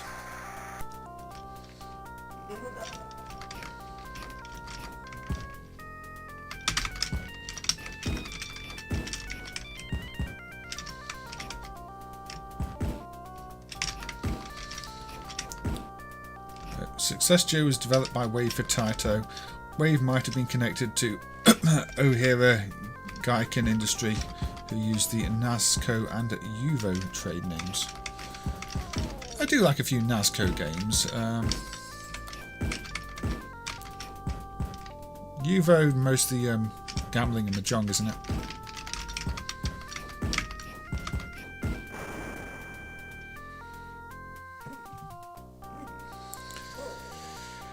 But I think the problem with this is, I mean, this went from when? 1990. Most people are just going to, unless they're fans of the series, are probably going to go, why didn't you just get a Punch-Out cabinet? I mean, Punch-Out have done the whole, this style of boxing better.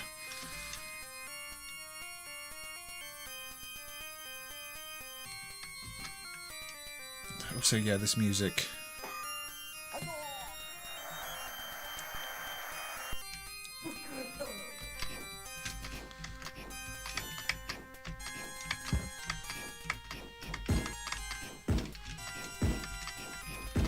Maybe it would survive on merit of the gameplay if I studied the game and worked out how to play it, rather than just mashing buttons and hoping for the best. But again, it just seemed like a clone of a game that had already done a really good job in the genre, without really giving us anything extra.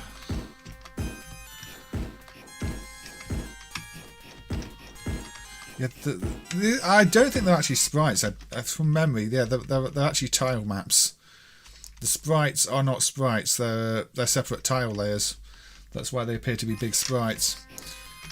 This might be a game that doesn't use any sprites actually, or maybe that's what I remember about it. Maybe it was one of those games that doesn't have any sprites, or maybe the sprites are just for certain other. No, even that there is part of the tile map. I think it could be one of those spriteless systems.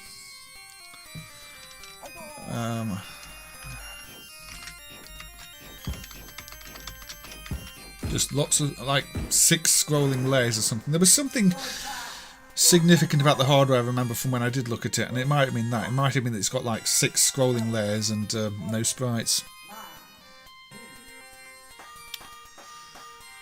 But I don't remember ever really trying to play it.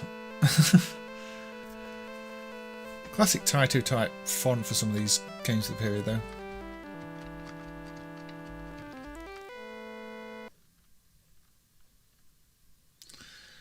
There's a video of this where the punches are significantly louder than the background music. That might make it more tolerable because this background music is just horrible. But the problem with a lot of videos is you sometimes get certain sound effects sounding louder just because of how they're recorded. Some sounds just pierce through more. It's very, very difficult to judge. But yeah, I can kind of see why I've not played much of that one. it doesn't stand out. At least not to me. Right, let's scroll down the list a bit and have a look at some others that are on here for potential play today.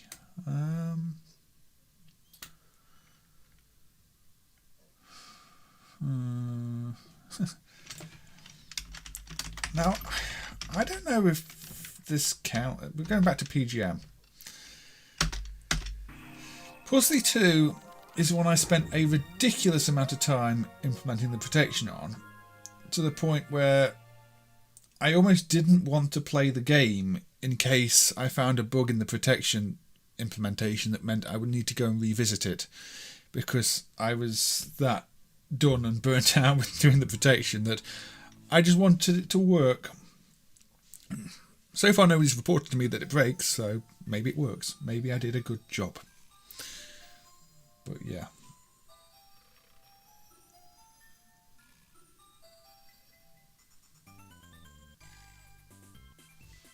This one's a bit quiet. Hold on. The volume can go up a little bit here.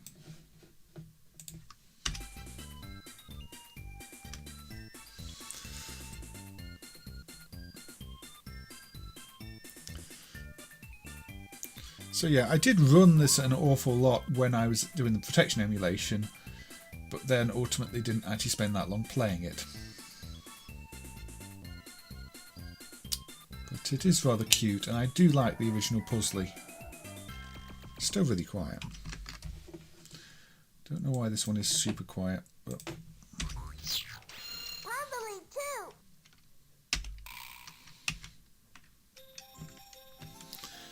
So, we're putting down and exchanging pieces. Basically, it's puzzle fishing.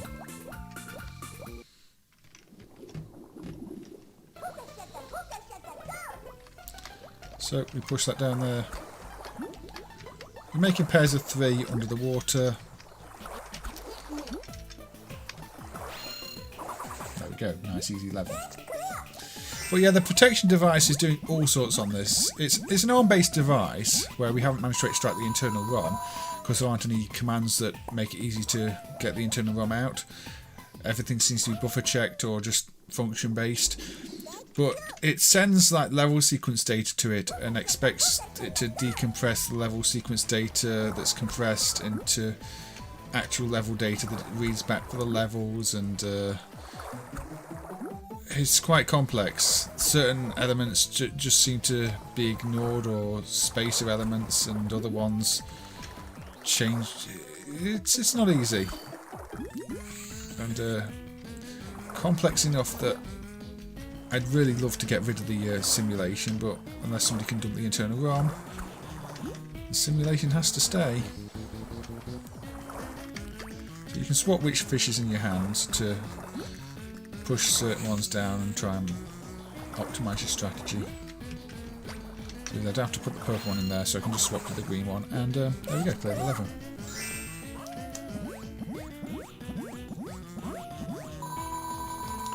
So I played more of the original Puzzli, and this is obviously the PGM-based sequel. And the gameplay is basically the same. I think there's a few more elements to the gameplay. But yeah, say my reason for not playing much of this one is quite a bad one. So I just don't want to find bugs in my own code. I'm sure that's not a regular MAME user problem.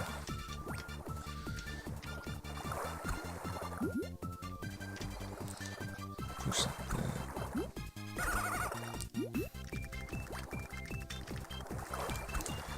But push that there. Very cute. Again, this is one of the better IGS games, I think, visually. They've got the visuals spot on. It's a perfect sequel to what was already a good puzzle game. There's also a super version of this that I think rebalances the game, maybe makes it slightly more difficult. I don't know, the protection's the same either way. So we're at 1 hour 46 minutes in, which means we're just about over halfway, depending on how long I stream for. I usually go for about 3 hours. Push Is that there? Let me pull those ones out. Yeah.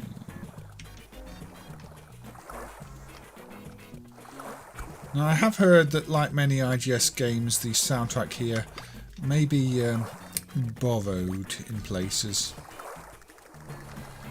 And by borrowed, I mean they probably downloaded some MIDIs from somewhere and decided to use them for their game.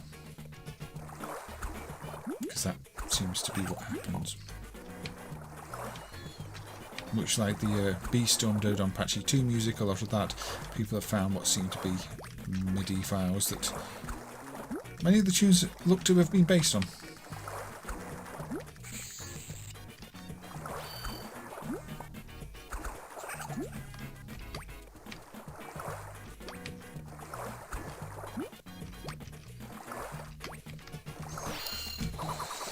There we go.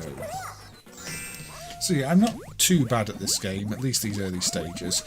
And it does have a decent difficulty curve, I think, in terms of if you were to give it to a younger player. It doesn't... The first levels are pretty easy. You're not going to be wiped out as soon as you start playing it, but then it does get really difficult later on. At least the original does, I'm assuming this version does. I've seen the later level layouts too, and they're kind of nasty. See, I'm already probably failing now.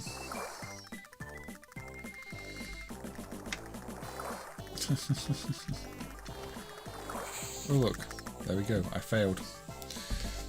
Maybe intentionally. Well, in this case, you know, you've got the saber-toothed cat character instead of the other cat character in the regular game.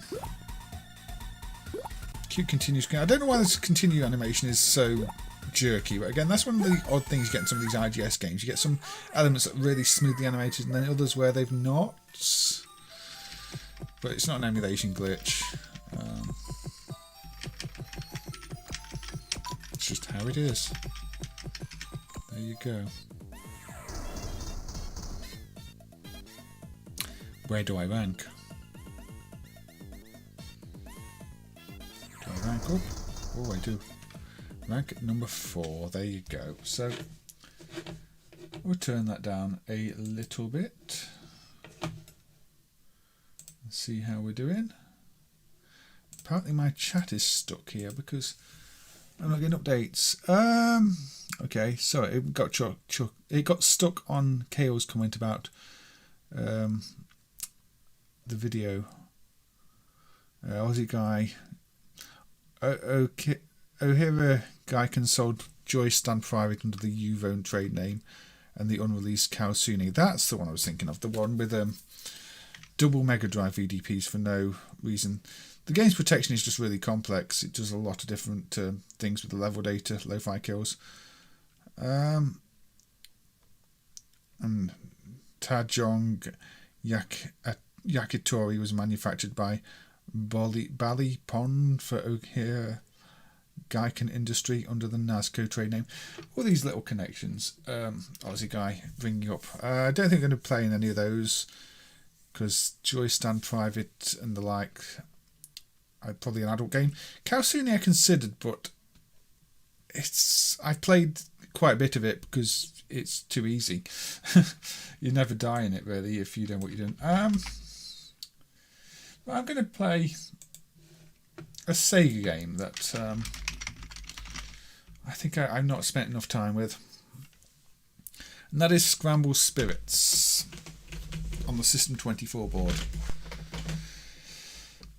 And again, this is an odd one. This is one where I helped reconstruct the disk image, because back when it was first emulated, we didn't have a single good disk image. We had lots of bad dumps of the game, and I was able to combine multiple bad dumps into a working image. And then I was really happy we got it all running, and then I basically didn't bother playing much of it. I don't know why. But this is a game that got surprising ports to some of the 8-bit systems too. I got ported to the Spectrum and the CPC, and was it on the Master System? I don't remember. But didn't get ports to systems you might have expected ports to. The System 24 obviously runs medium resolution, so the visuals are a bit different and tend to stand out. in their own way. But yeah, I've just not really played much of it. It's definitely not generic. It's got its bombing run sequences, and I remember things like that. It feels a bit like Sega's Sonic Boom, but with more to it. The themes are maybe a little generic, but the gameplay has its own thing going on. But again, just didn't spend much time with it. I think at the time I was probably playing flashier shooters. I mean, oh, it's another fairly standard looking shooter.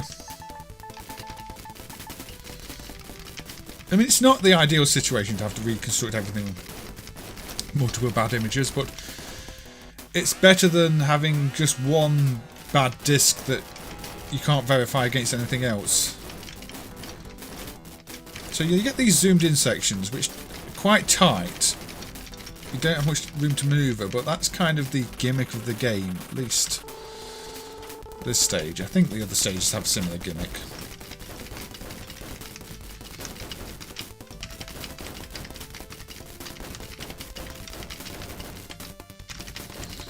And of course, System 24, as you may have guessed from me saying fix the disc images, is one of the few arcade systems that most of the games loaded their game data from disk, floppy disk. Which, looking back, was never the best idea, because floppy disks are not reliable in any sense, especially not in arcade environments. But we were kind of lucky that at least with the System 24 games, people were dumping the discs early on, worked out how to copy them early on. I think the system itself had a create backup disk option where as long as you had an original disk you could create one backup. I don't think you could create a backup of a backup or something from memory. Oh look, it's the zipper ship. What every ship should have is a zip lock to open up the ship.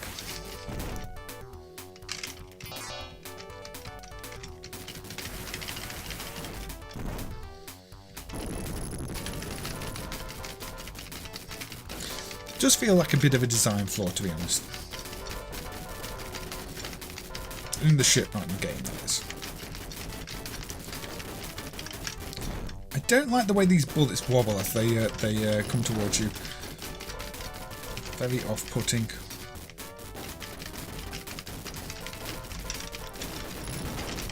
Jiggle bullets.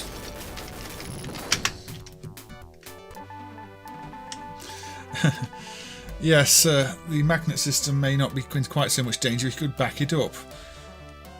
Also, the magnet system really should have had a reset scores to default option, because as we've seen with some of the discs, like that Paris-Dakar one, people have just maxed out the scores basically, so nobody ever stood a chance of getting on a high scoreboard. Yeah, the scaling adds a bit to it. I think the CPC port's missing the scaling part. This might be why I gave up on this game, actually, this part. Let's have a yellow background and yellow bullets. Yeah, I don't like it when games do that. Yellow is one of the worst ones for it. I don't know if it's just my eyesight, but yellow bullets on yellow background is nasty.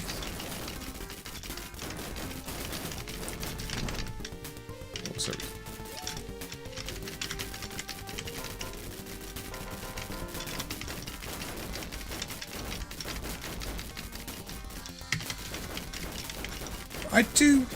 I do like the medium resolution graphics of System 24.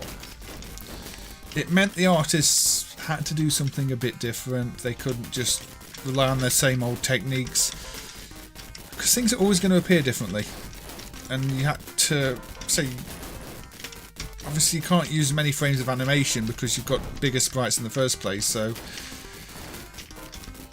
it's interesting to see the choices that are made and the compromises that are made, especially when you're loading from floppy disk, because it's quite a limited storage space compared to a regular ROM game where you've got much more space usually. You know, about 1 meg of data on a floppy disk versus, in many cases, 3 or 4 times that on a ROM-based game, and then you've got to power the medium resolution screen. So I think they've actually done a really good job, considering the limitations they were working with.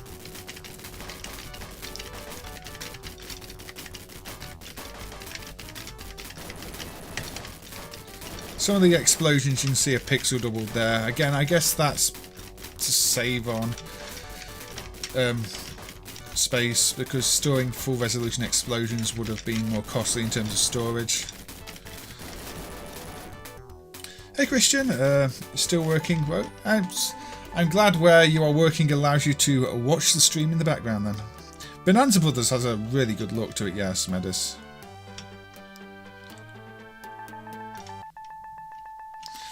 DJ Dance Classic's favourite vertical shooter is Twin Cobra. That's a pretty good one. I don't know what mine would be. I think it's one of those where my opinion would change all the time. Again, we've got green bullets against trees here, so I don't know.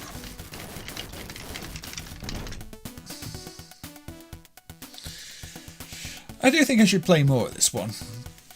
Things like the bullet colours do put me off a bit, though. I think I just get to a point where I'm dying and I'm thinking I didn't like that design choice. Crackdown, all the System 24 games are interesting in their own way. And I mean, Rough Racer, the racing game as well, I consider that for these streams because everybody sort of overlooks that. And obviously Game Ground, I play Game Ground a fair bit, so I can't really cover Game Ground on lesser played from my perspective stream, but System 24, yeah. It's a fascinating platform, and obviously System 24 tile maps form the basis of things like Sega Model 2's tile maps.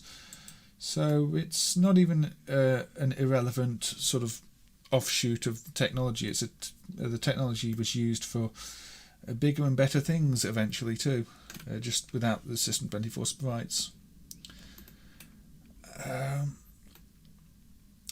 Right. Okay, sports game time.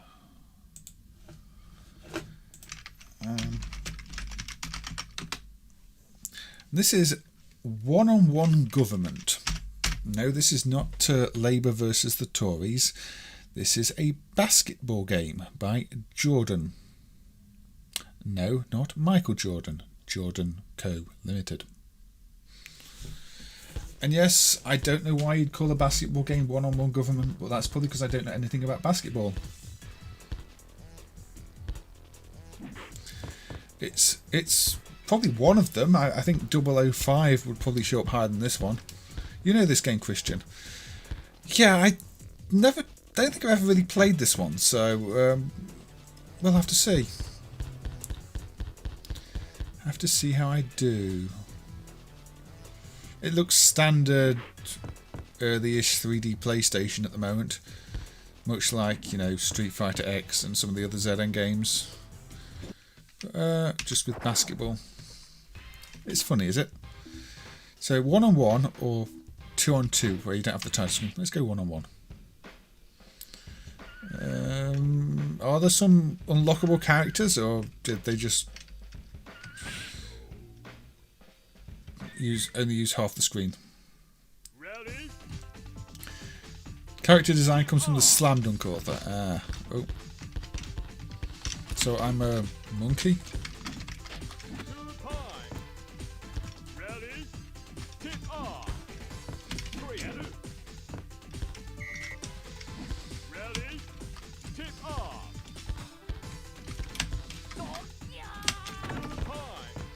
I think I did good. Not there though.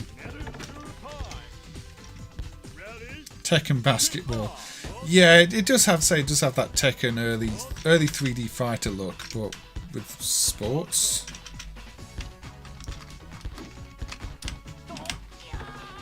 Oh dear.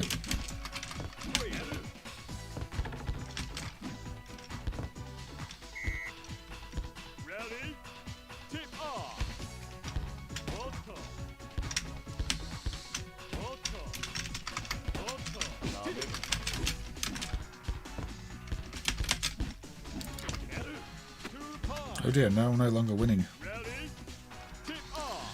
You think it runs entirely in interlace mode? That means if we ever emulate interlace mode, it's going to look ridiculously bad, but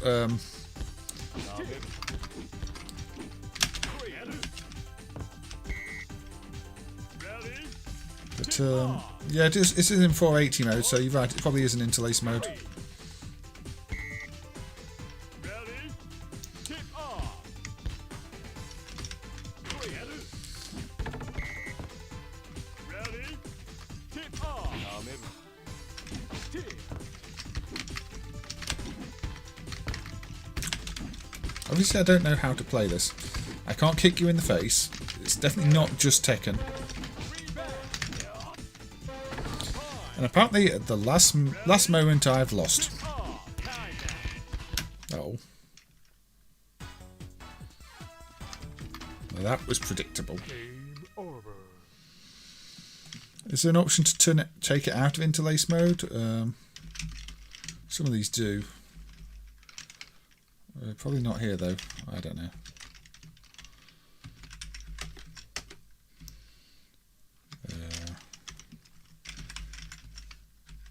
Game settings.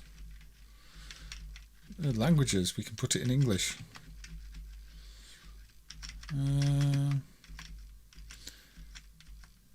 Crosshatch. Some of these do have interlace settings in other modes, like in the crosshatch screen. Sometimes you can change it. But yeah, you might be right. This one might run entirely in interlace mode. So what do we do now? Oh, now I've got all the characters. Okay. Just put it in English. Give me the rest of the characters, or I'm a bit confused. I don't mind. I'll have extra characters. Well, that's cheating. You can fly.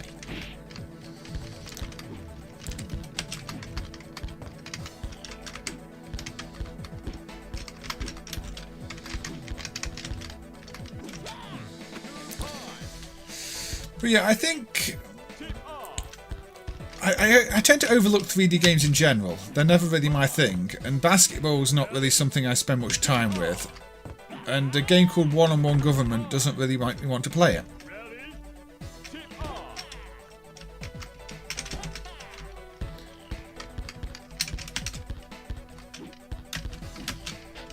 And there's definitely a rank adjustment in this, because at the start I can easily score, and then later on it seems to become more difficult.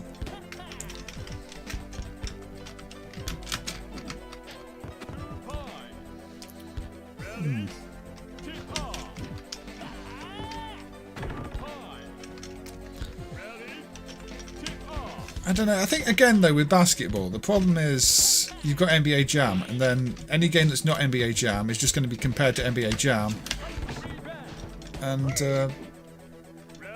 if it doesn't play as well as NBA Jam, it gets overlooked entirely. Although this is clearly trying to be a different type of game. This is, say, one-on-one rather than team-based.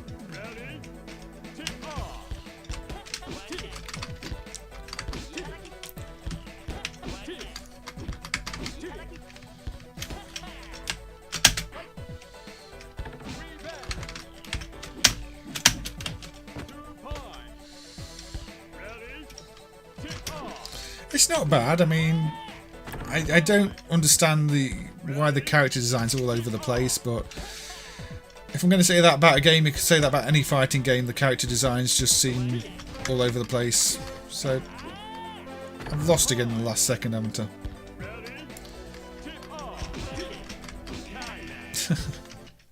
Oh well, I lost again. I think it's rather well presented.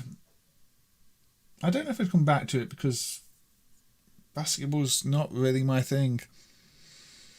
And 3D games aren't so much these early 3D games, but maybe I would, on the sense that it seemed like it might be quite fun and the character designs are a bit wacky, and that gives it some appeal.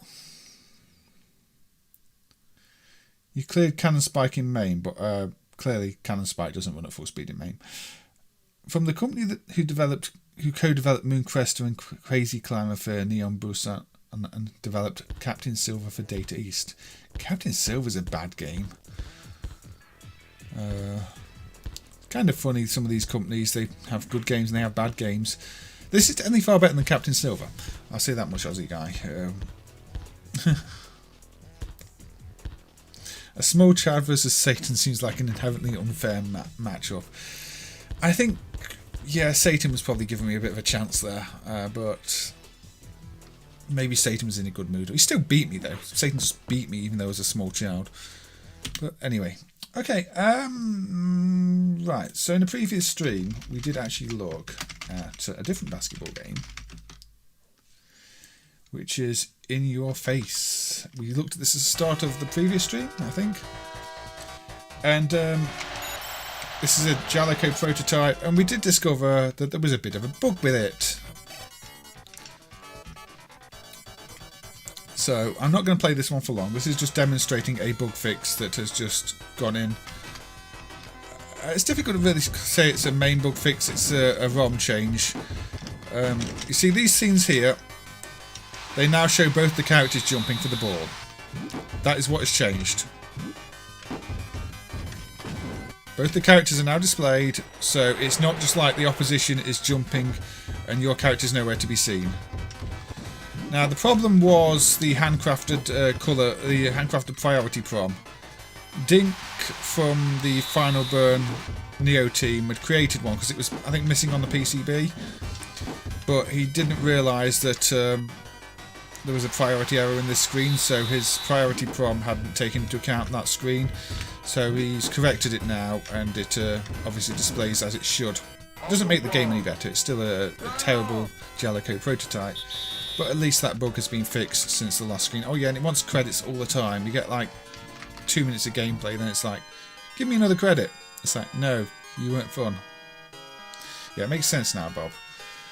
So yeah, I'm not going to play that anymore because personally I think it's absolutely terrible, and I can see why nobody's reported the issue before, but yeah, it's been fixed, and the colour, I keep saying colour prom, priority prom has changed for the next release, and if you were to try and maybe convert some of the Mega System 1 games to run it on hardware, it'd probably work there now too, and I'm not sure why you'd want to, but you may do. Now let's continue looking at my list of games I don't spend much time with, and scroll down it and see what I come up with. Shall we go with another shooter time? Another shooter. Yes, let's... Now, I really like this game on the Mega Drive. This is Biohazard Battle. This is the Mega Play version. And don't know how loud it's going to be. Probably quite quiet. Yeah, I'm going to turn it up a little bit. Might turn it down again. Now, I've spoken about the Mega Play before and how much a mess they made Sonic 1. And that has kind of put me off playing this.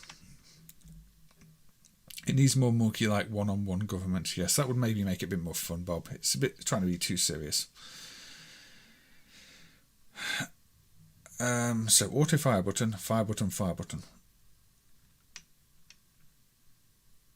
Alright, so this is on the Mega Drive, and the Mega Drive version is quite an impressive game. Maybe not my favourite Mega Drive shooter, but I think it seems like a good shooter.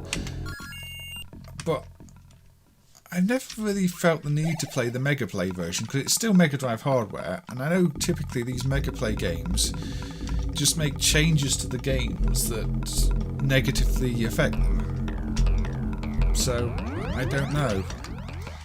Is this one going to be negatively affected, or is this one going to be fine?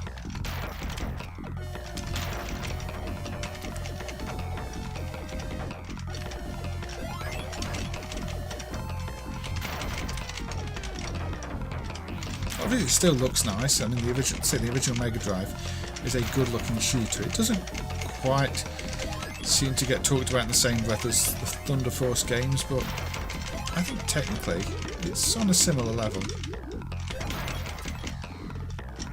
So it's interesting. The Mega Play did get some good games on the platform. There's a Gunstar Heroes version on there too, which obviously is another technically very impressive looking game.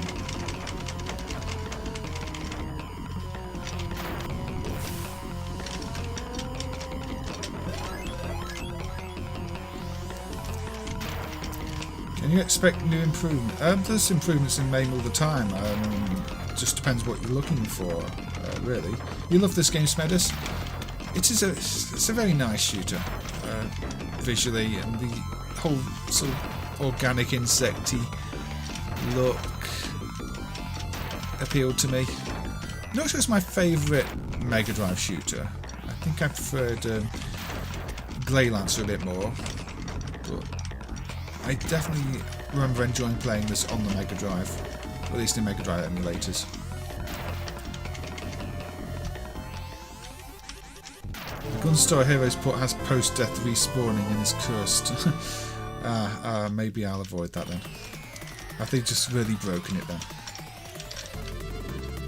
What improvements were you thinking about Shideravan? Because I mean, we are looking at things and improving all the time, but if you've got something specific in mind, it could be years before that specific thing is looked at.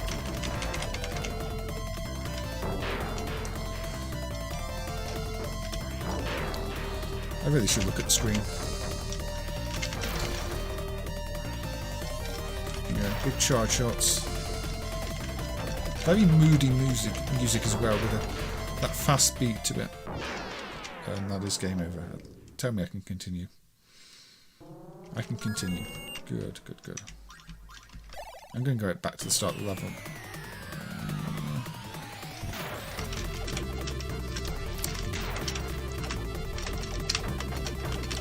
Apparently I'm dodging power-ups now. I'd ask when I start doing that, but no.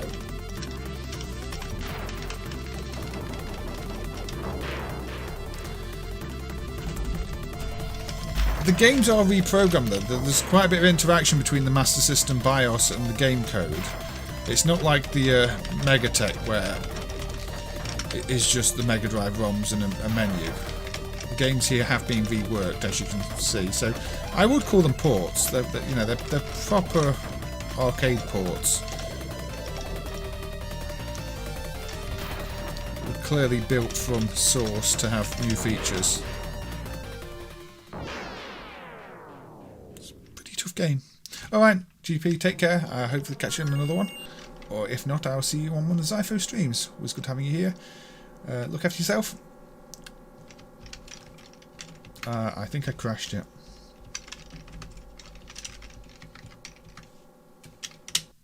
Yeah, there might still be some issues with a Mega Play emulation. I thought you could only crash Shinobi still, but apparently you can crash this one too. Again, not really played much of it. Maybe this needs demoting to not working.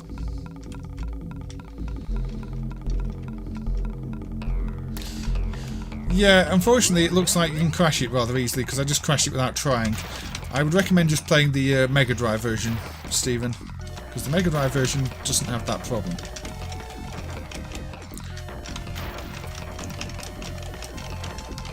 It's a very strange problem.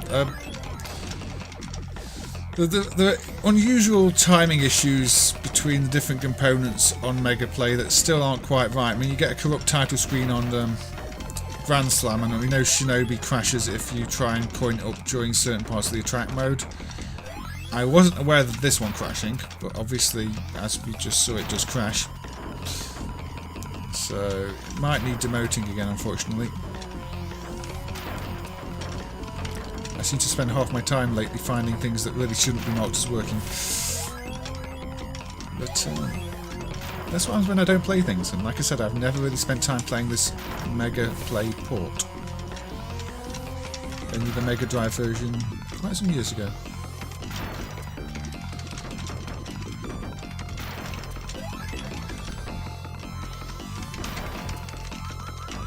Oh dear.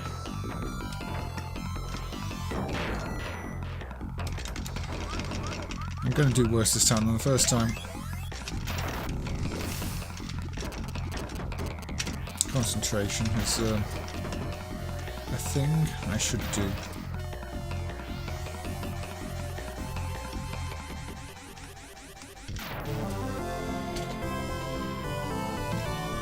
But yeah, lovely sound design and visuals. And not a bad shooter either. So, very different pacing to most shooters. It's got an almost casual feel. It's not casual. It's actually kind of tricky in places.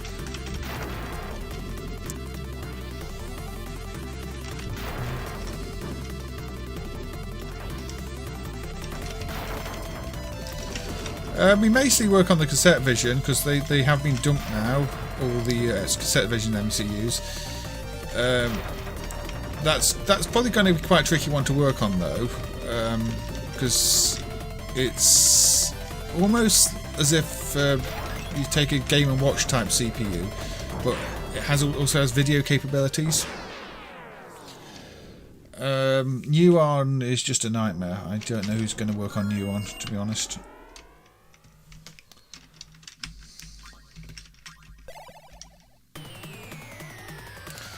And the VHS stuff, I think we may end up seeing VHS as an extension of things like the Doomsday Project, which is doing the laser discs. Although I do worry how late it's being left. I mean, a lot of those VHS tapes are going to be in worse condition than many of the laser discs.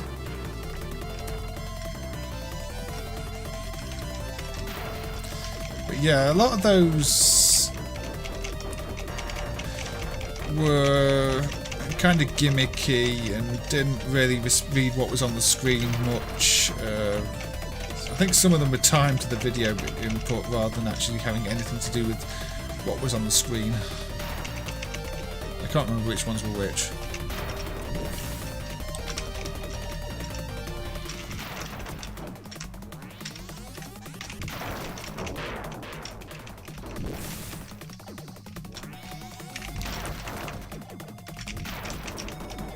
Got a bit further without crashing the game this time.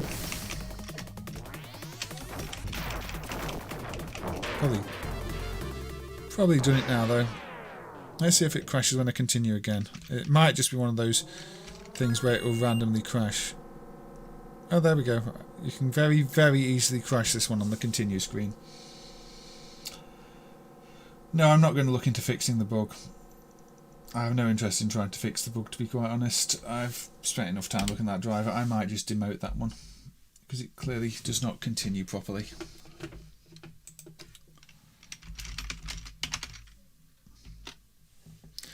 Dolmen by Afega in '95.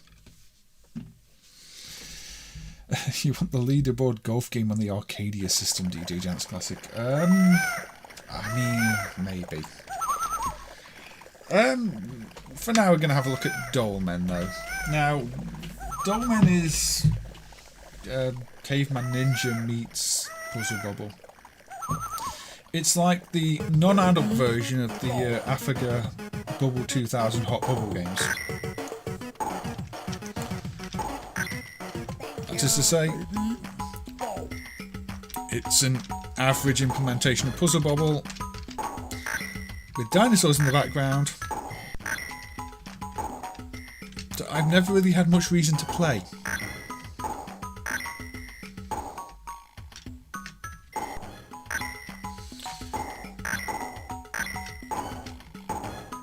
It's one of those games that, as far as I know, doesn't attempt to do anything to set it aside from the game it's imitating. And, you know, that makes it forgettable. You sort of play it for a bit and go, is this going to do something different? And it never does. So...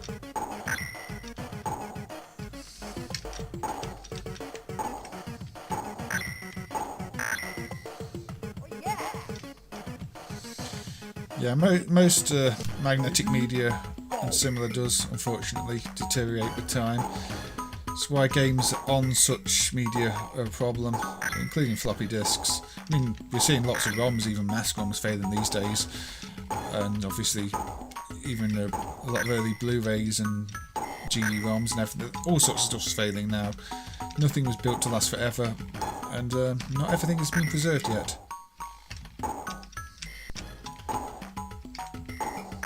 It's nice to see those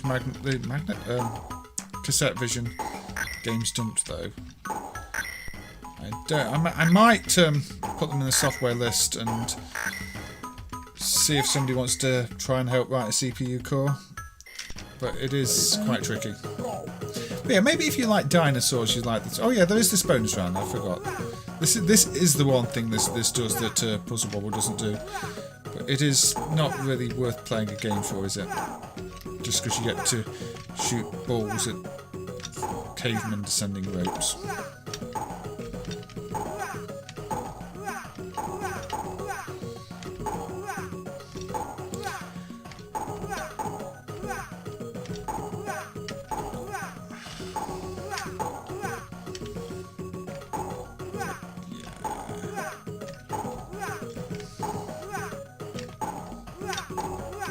I do remember playing this stage now. I might have even played this on stream before. Yeah, very, very much caveman ninja artistic colour.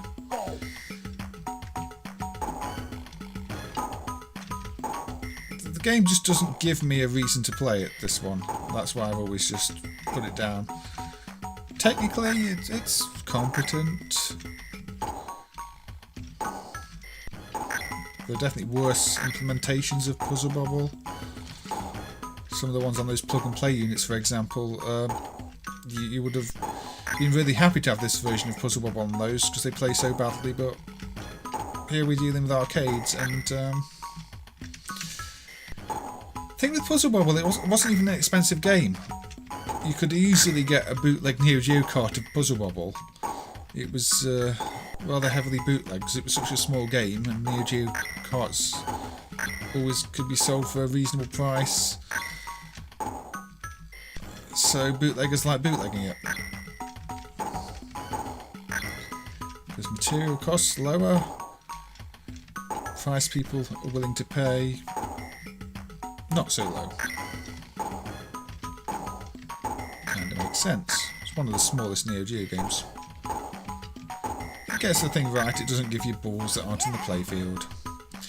Alright, Stephen. Take care, and I'll see you around. Yeah, this is 95 as well, isn't it? So it's not really got much to offer. I think this must have come before Bubble 2000, actually. I think Bubble 2000 is just when they took this game and put adult themes to it.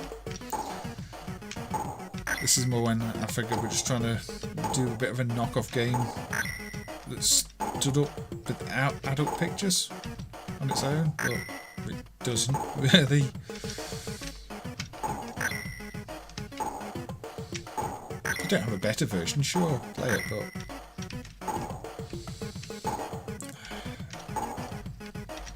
it doesn't really have the right difficulty curve either. The way Puzzle Bobble increases the difficulty and sort of pushes you into panicking with the sound effects and the panic music, that's all missing here. It lacks a cutting edge. Just sort of blends into nothing.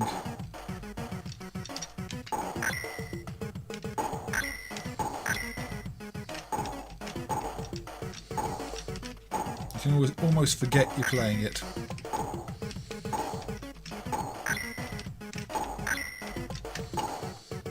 You also forget there's dinosaur pictures in the background. Everything about the game just... I don't know.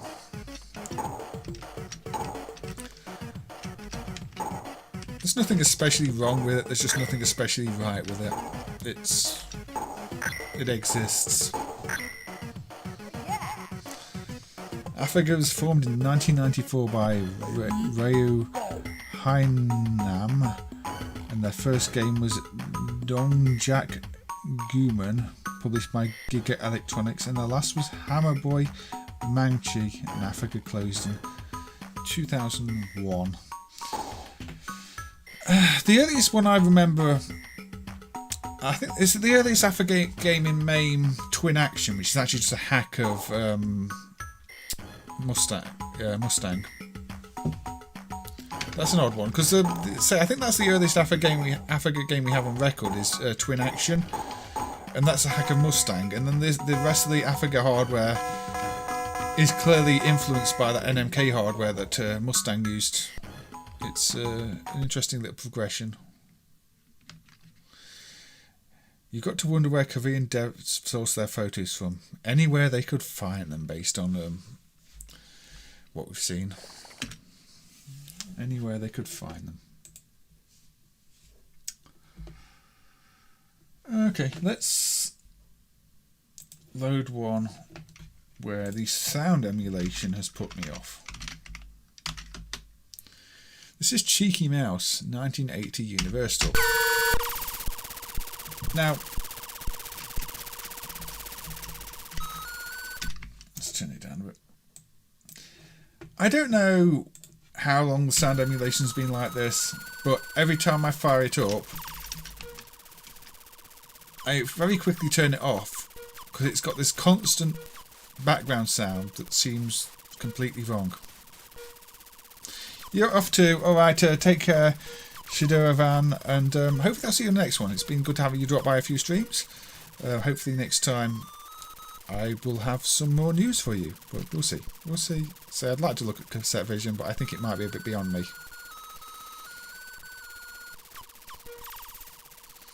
Yeah, forgettable alpha, that would be the best way to describe Dolmen. So I'm hammering mice on the floor, and they're trying to steal cheese. But the sound, like I said, the sound. This has got analog sound emulation, but for some reason it's been left in a state where it's just making this horrible noise the whole time, and that makes me not want to play it. Because bad sound emulation or no sound emulation just puts me off a game. But in this case it's even more annoying because you've got some sounds emulated, such as the mice squeaking when you hit them, which is good, but then you've got this horrible background sound which means you want to turn the sound off anyway and not play the game. But Clay meant to stop the mice stealing the cheese. It's one of those games. I'm not getting out. I want my cheese back. Yeah, I think there's a comment. I think it's marked as imperfect sound anyway. So it's known about. It's just a shame it's in this state. And it's why I've not spent much time with it. When otherwise, it's a game that I might actually find some enjoyment in. Although it just seemed just a bit of a frantic mouse bashing game. A little bit like one of the Game & Watch games. Is it Vermin, the one I'm thinking of? The sort of mole bashing one. Apparently the mice can block each other though. That's a bit different. I'm not getting out of here.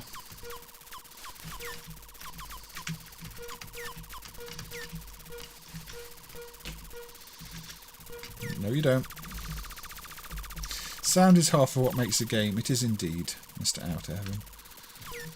That's why I always enjoy reading about sound emulation improvements, and always try and find people to help me with sound emulation in things where I've hit my own limits of what I can do in terms of sound emulation. I think this is a very simple game though, but visually it's kind of appealing. It's not my favourite game with mice, and that would be Cat and Mouse, the Zachariah game, which I have played a fair bit of, so it doesn't qualify for these streams.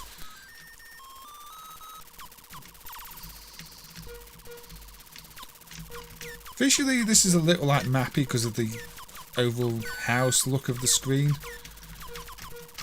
although it's obviously not quite the same. Other games do that. Is it have a sort of house-like border? But it's just a frantic save your cheese bashing game. Don't think it's going to win any awards for originality or get depth of gameplay. But when was this? Was this like 1980? Yeah, 1980. So this is pretty early on, really. So, you know, you're comparing this to the likes of Pac-Man. And in that sense, this almost looks more modern.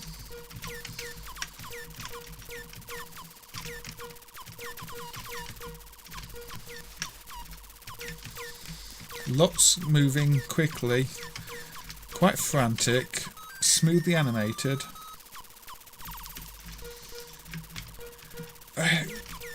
I've noticed the same with streaming in general. If I leave silence when I'm playing a game, the stream feels so empty with just me talking. And you do. The more you work with these things, the more you do start to appreciate them or realise when they're missing. So those things instantly kill you, the Space Invader type things. So Cheeky Mouse, yeah, I'm sort of having to filter out this sound because it's at this point I can't play that anymore because it's getting to me. Yeah, those Taito and Sonic DSP improvements were pretty major news as well. I remember when Rain first added sound for those things and it was awful, but it had sound and it sort of doubled the sound performance requirements of the whole thing. Was it Rain that first added, or was it in MAME first? I can't remember now. But I know when the sound was first added, it pretty much doubled the performance, if not worse than that, and sounded pretty rough. And eventually it was improved and now sounds really good. And you know, some of those Taito games using its sound really full on. There's a very full on sound with them. I don't know how to describe it. I'm not good at describing sound in terms of how something sounds. They sound orchestral, big sound, really good sound system, the Ensoniq sound system, as is the Zoom sound system used on GNet. Taito did some fantastic sounds. They really did. Anyway, we have about half an hour left. So where shall we go with this half an hour? Looking in the list. Let's play Gin. Not Gin the drink, Gin this. Gin by Falcon, which seems to be on kind of a clone of the Williams hardware, which is quite funny because I've often said that Taito USA's Kicks hardware feels like a very US design. You know, it feels like the Williams game, very unlike anything Taito did, and that be, you know, with it being a US Taito America's division. And yet here you have a game very much like Kicks on an actual Williams clone hardware from '82. So I find that kind of fascinating. It's Kicks on Williams hardware. Though, note the scan lines. Clearly they didn't find the hardware fast enough or the code fast enough to actually draw every line. So there is a forced scanline effect in this game that means you actually move twice as fast vertically as you do horizontally, just so they don't have to draw as many pixels. But look at, you move painfully slow left and right and really quickly up and down. It is a version of Kicks that has put me off for that reason alone. It's slow. And it does make you think that, okay, maybe the Taito hardware was a little more suited to this than the Williams hardware, or maybe the Taito game is just better programmed.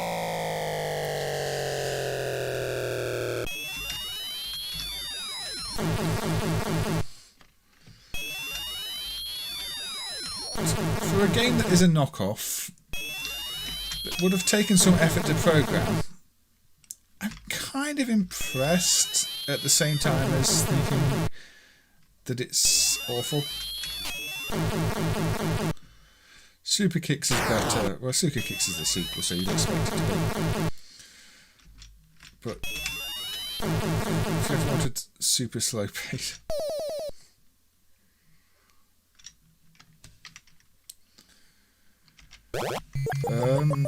It is a DAC, so I guess it's all done in software, Smedis.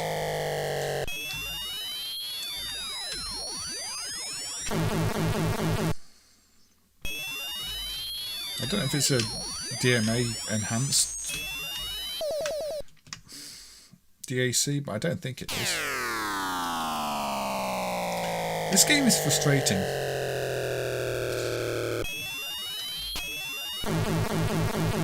The horizontal movement speed is nasty. He's just sort of willing it to move and it doesn't want to.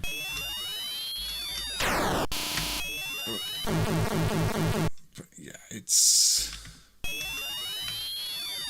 it almost feels like Kicks if Kicks was a Williams prototype, but obviously Falcon is not the same company as Williams, so this thing homes in on you far too much in this version too. It's a kind of painful to play clone, yeah, I have to say. The way it does this flash every time after you've moved around. No, I'm stuck there.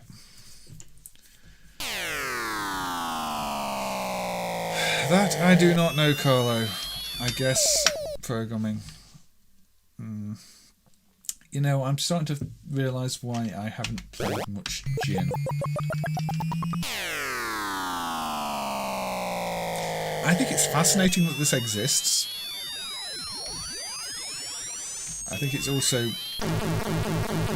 diabolically bad as a Kicks clone. It kind of makes you appreciate some of the bad adult versions that at least run well. I'm not sure I've ever completed a stage in this version. Jin is not a gem. Did we play it on the... I think we played it on stream, but see, sometimes you just get stuck there too. You can put yourself in a position where you can't complete your line, even though it looks like you should be able to complete your line. It's not nice.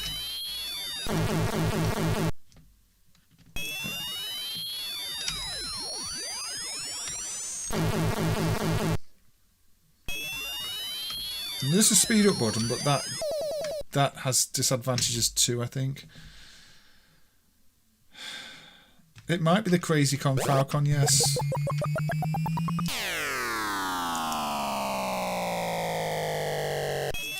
So I don't understand the speed up feature, other than the square then fills in blue.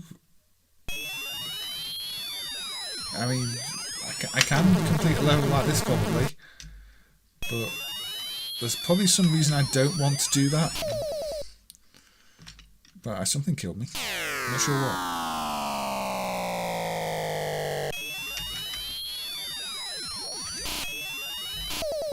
Okay, it homes in on you.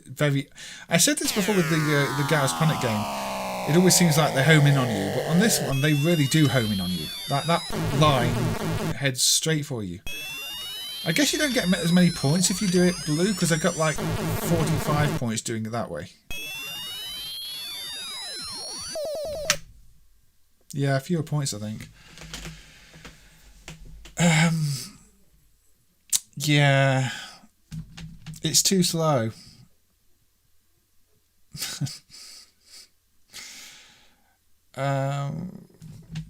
Yeah, I know I didn't play that one much.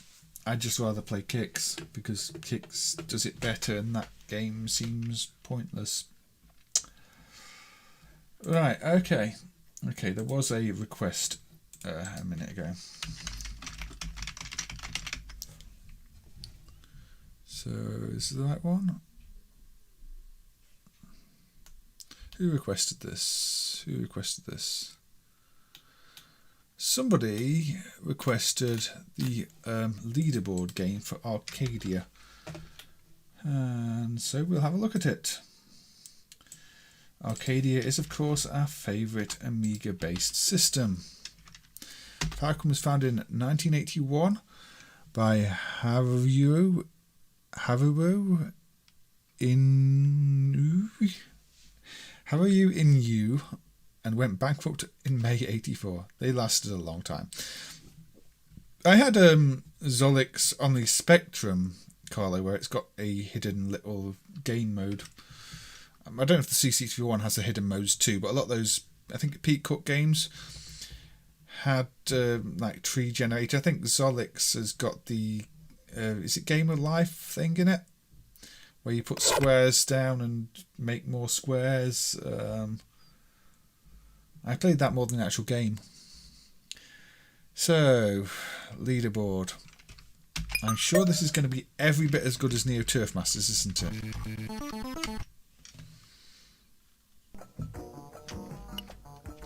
Let's go to Florida. Top view. Press button 2. Hit joystick. Not hit the joystick. Hitting joysticks is a bad idea. Okay, so I am there. This clearly does not reflect the angle at which I am hitting the ball. Fantastic. That changes the club. Well, let's just use an iron. Oh wow. Splash. Ino Ue. Okay. So Ino Ue. Invader load on Joe Blade. Invader load was better than the game, yes. So that was a good shot. Partly. This is ball dipping simulator, by the way.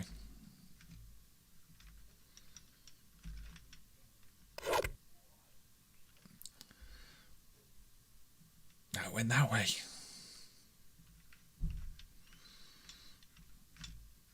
Now where am I? I am there.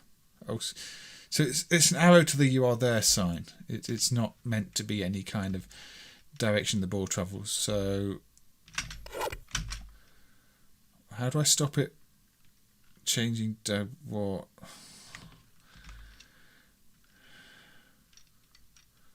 Try putting. Okay.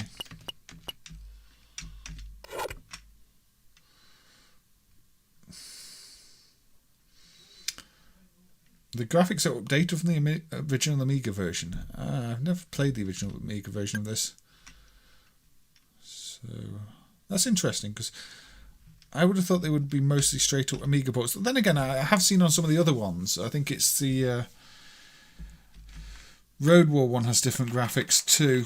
Although I think it runs far too quickly in MAME. And Delta Command instead of New York Warriors is clearly different graphics. So yeah, they did update some of them. So that doesn't say I'm hooking any specific direction, but it's still hooking it.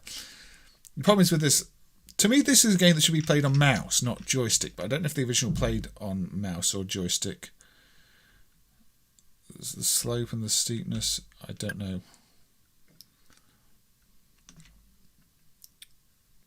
Also you've got a timer.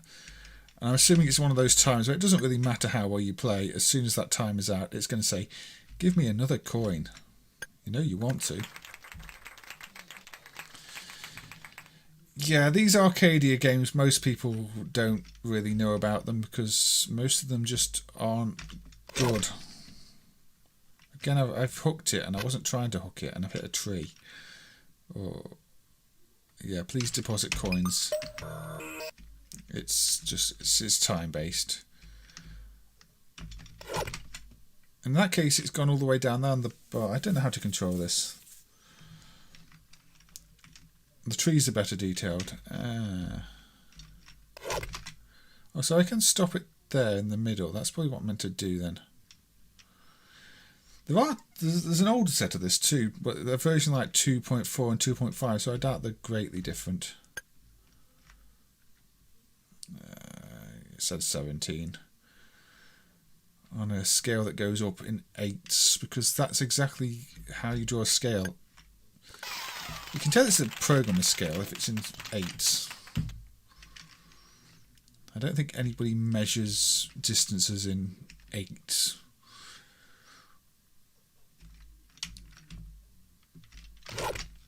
And I've still managed to hook it. Now it's in the bunker.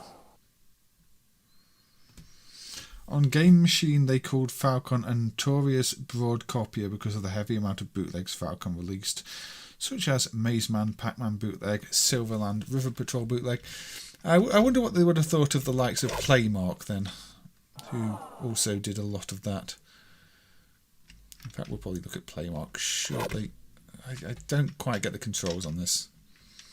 It is definitely leaderboard golf.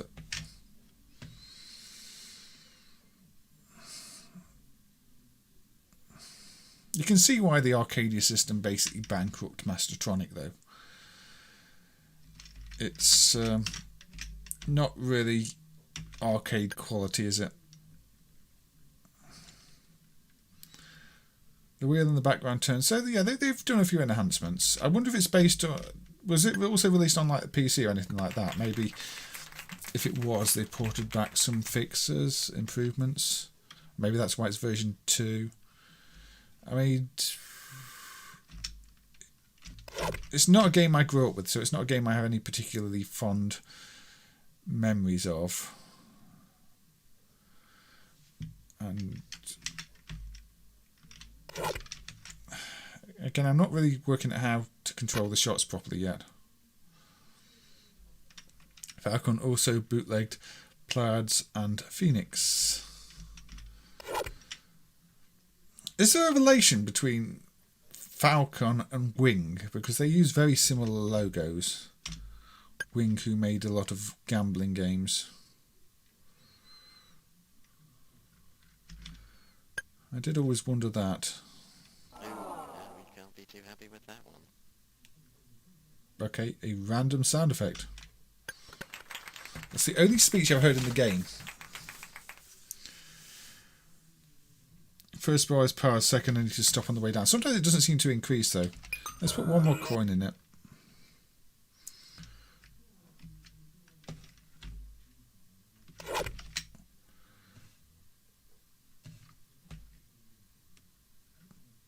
I'll pretend I meant that.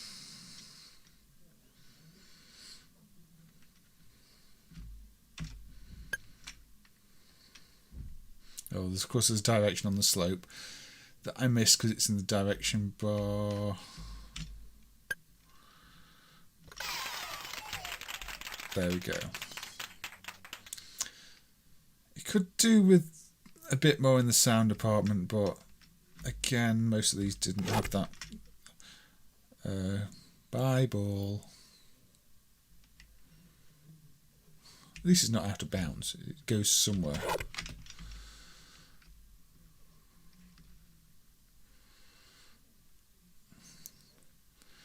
I'll get this in and I'll probably move on.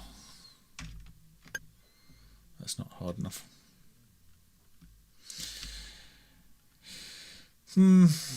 Well, golf games, you could argue nobody got it right until Turf Masters, really. And that was an evolution of major title. Although Eagle Shot Golf wasn't too bad. And some of the trackball ones are okay if you've got a trackball. They just don't play well on PC. This is interesting because this is a joystick-based one. But anyway, there you go. That was the Arcadia leaderboard.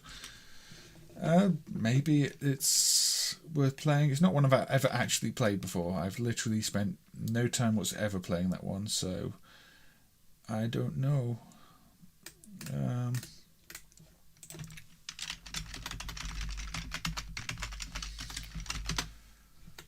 Now, the sound emulation is not perfect on this one.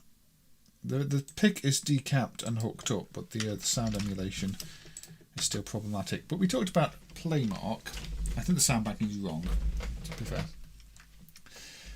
And how they bootleg some stuff. And we know that Super Slams is a bootleg of Super World Court. But they also did this sports game, which is a volleyball game, World Beach Volleyball. That's very loud. I'll turn this down.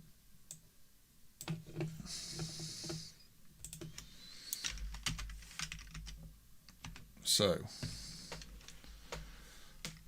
first prize is some money. This screen, I'll turn this on a bit more, is very, very similar to Namco's Super Slam credit screen, and as such, I kind of wonder if parts of this game aren't also hacked from the Namco game. Just obviously changed from tennis to volleyball.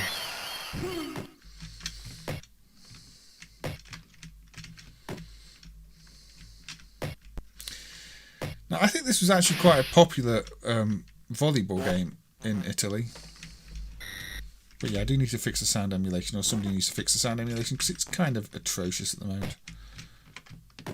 Oh, okay, that's the jump button. Going to the right. Arnold Palm on the Mega Drive was a decent effort. Is that the one that also got a 32X port? Am I thinking something else? To the right.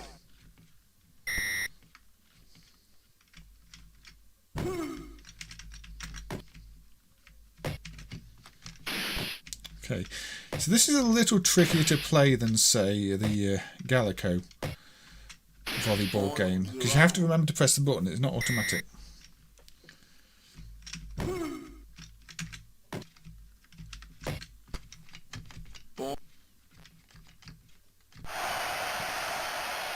"36 Great Holes." That's the one I'm thinking of. The 32X one.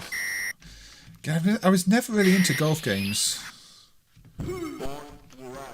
Although these days, you know, I do really like the everybody's golf games. I was Hot Shots Golf, as they're also known.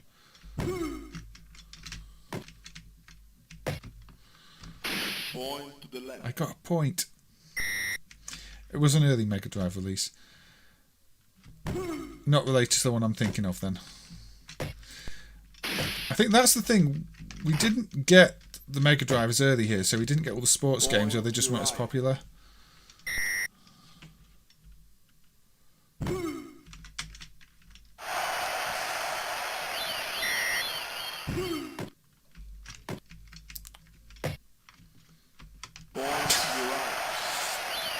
How not to play volleyball.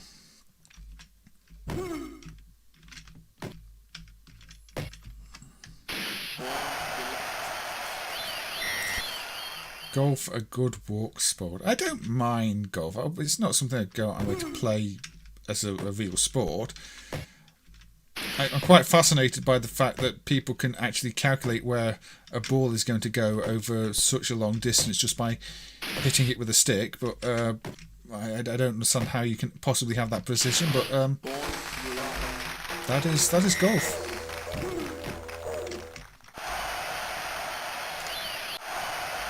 Arnold Palm has a Fantasy Zone Easter egg. I do remember reading about that, yeah. This one, the bad sound emulation, is putting me off.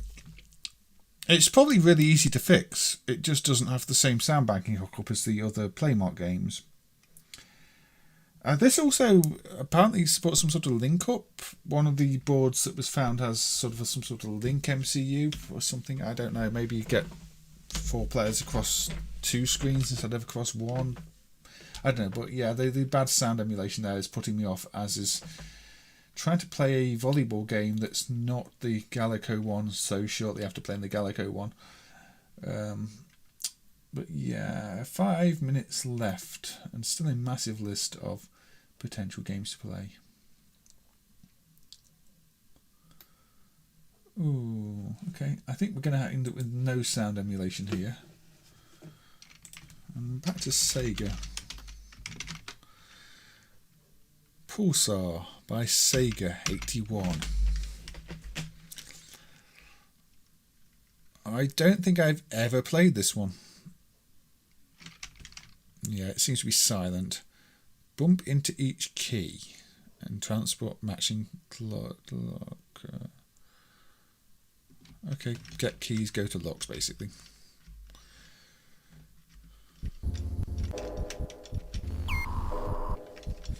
Okay, so... Oh, the key's up there, right. Well, there is some sound.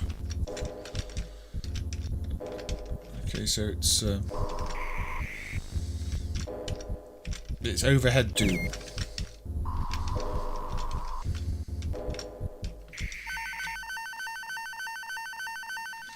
You might save up for a laptop to play PS3 games. Yeah, the you can run them on the PS3, the PC. If you needed a good PC, I don't know if a laptop would cut it, but the PS3 emulator does work for quite a lot of the games. It's not one I've used myself, but I've heard good things about it.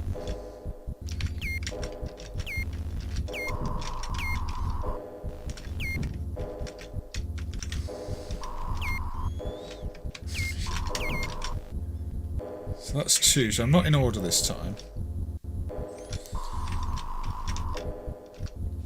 So yeah, why have I never basically even heard of the Sega game before? That thing is dangerous, don't like that thing.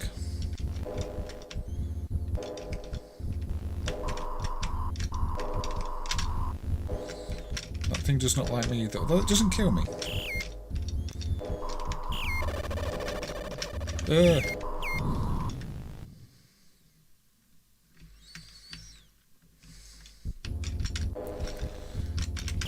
So yeah, we found a Sega game I've basically never inserted a coin into before. I don't think I've even watched anybody play.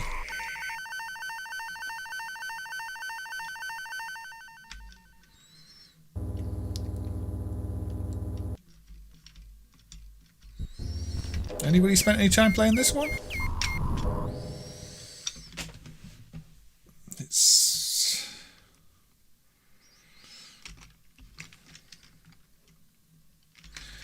I guess this is another one that's recently had the sound emulated thanks to the netless sounds.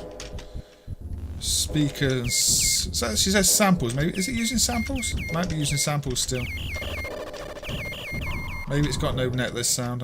This might be samples only. I might just have the samples for it installed.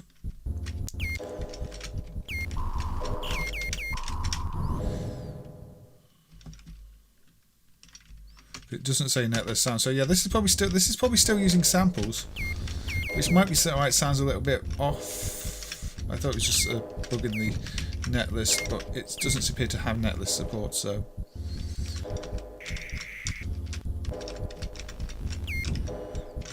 might also be why I've not played it before actually, because I tend to avoid games where I have to rely on samples.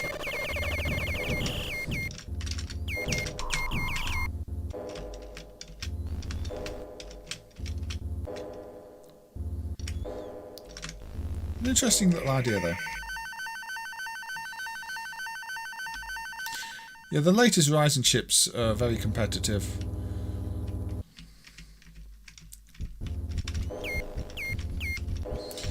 It's been quite a long time since AMD was genuinely competitive, but they are at the moment. Let's give this another credit. Delistweed really likes this game. I've honestly never played it before, seen it before. I like the way the doors keep opening and closing. It does kind of feel like you're trapped in some sort of maze machine. Machine in a maze. It's a little bit Berserk-like, but pace is different. A little bit Doom-like, collecting the keys and going to the doors.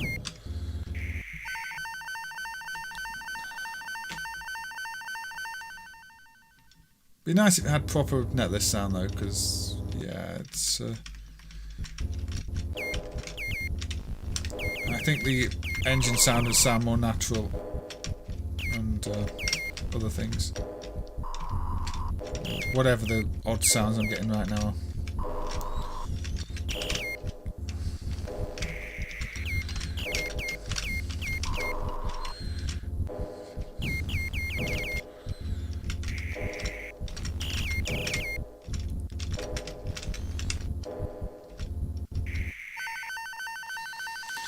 I mean, there was the Taito one. I've forgotten the title of. It wasn't quite Doom, but it was more Wolfenstein-y. I think it had gun in the title. I played it before. Genuine, more Doom, proper Doom style ones though. You start to get into the realm where arcade controls aren't that suitable for playing that type of game.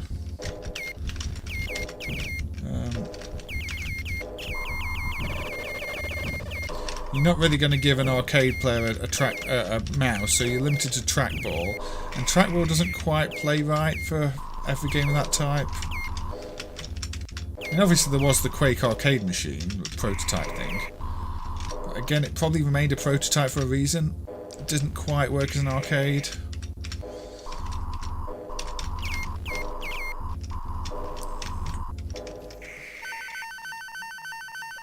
This reminds you of tanks on the 2600. I've not played much 2600, so I might have to have a check that. I might have to do a 2600 stream at some point. So we've got lots of keys now.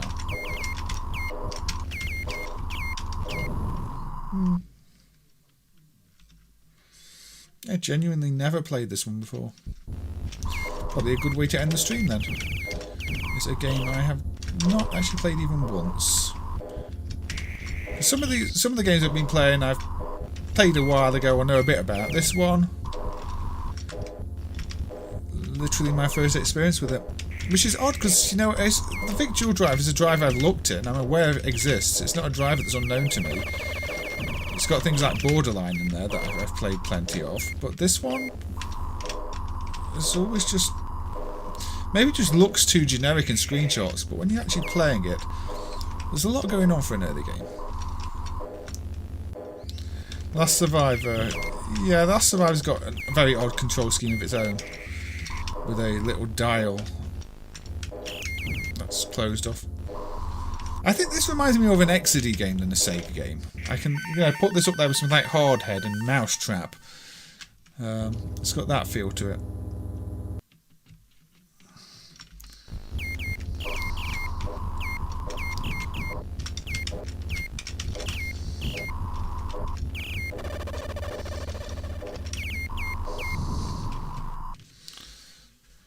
Okay. Yeah, a lot of internet cafes just had Doom to play anyway, so he doesn't need in the arcades. Alright, so we're over 3 hours, and it is now just gone 11 o'clock, so I'm going to end this one here. I find this quite interesting. There's still plenty of games to play, and I'll probably do, say, at least one more of these streams at the start of December, and then I'll try and work out some sort of December theme. I've not really done a proper theme this month. But, yeah, so thank you everybody. I see you've been chatting away there about PlayStation 3 emulators and everything else. And Xboxes and laptops and everything on. And Micronics being bad. I should do a Micronics Wixie Chaos stream one day. I'll note that down in my little notes, my little file of notes, and consider it a possibility. I should probably also play Grandad one day, shouldn't I? Yes.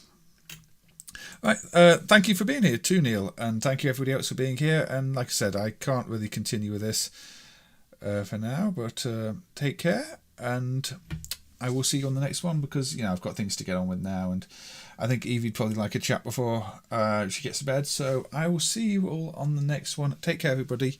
It's been lovely, and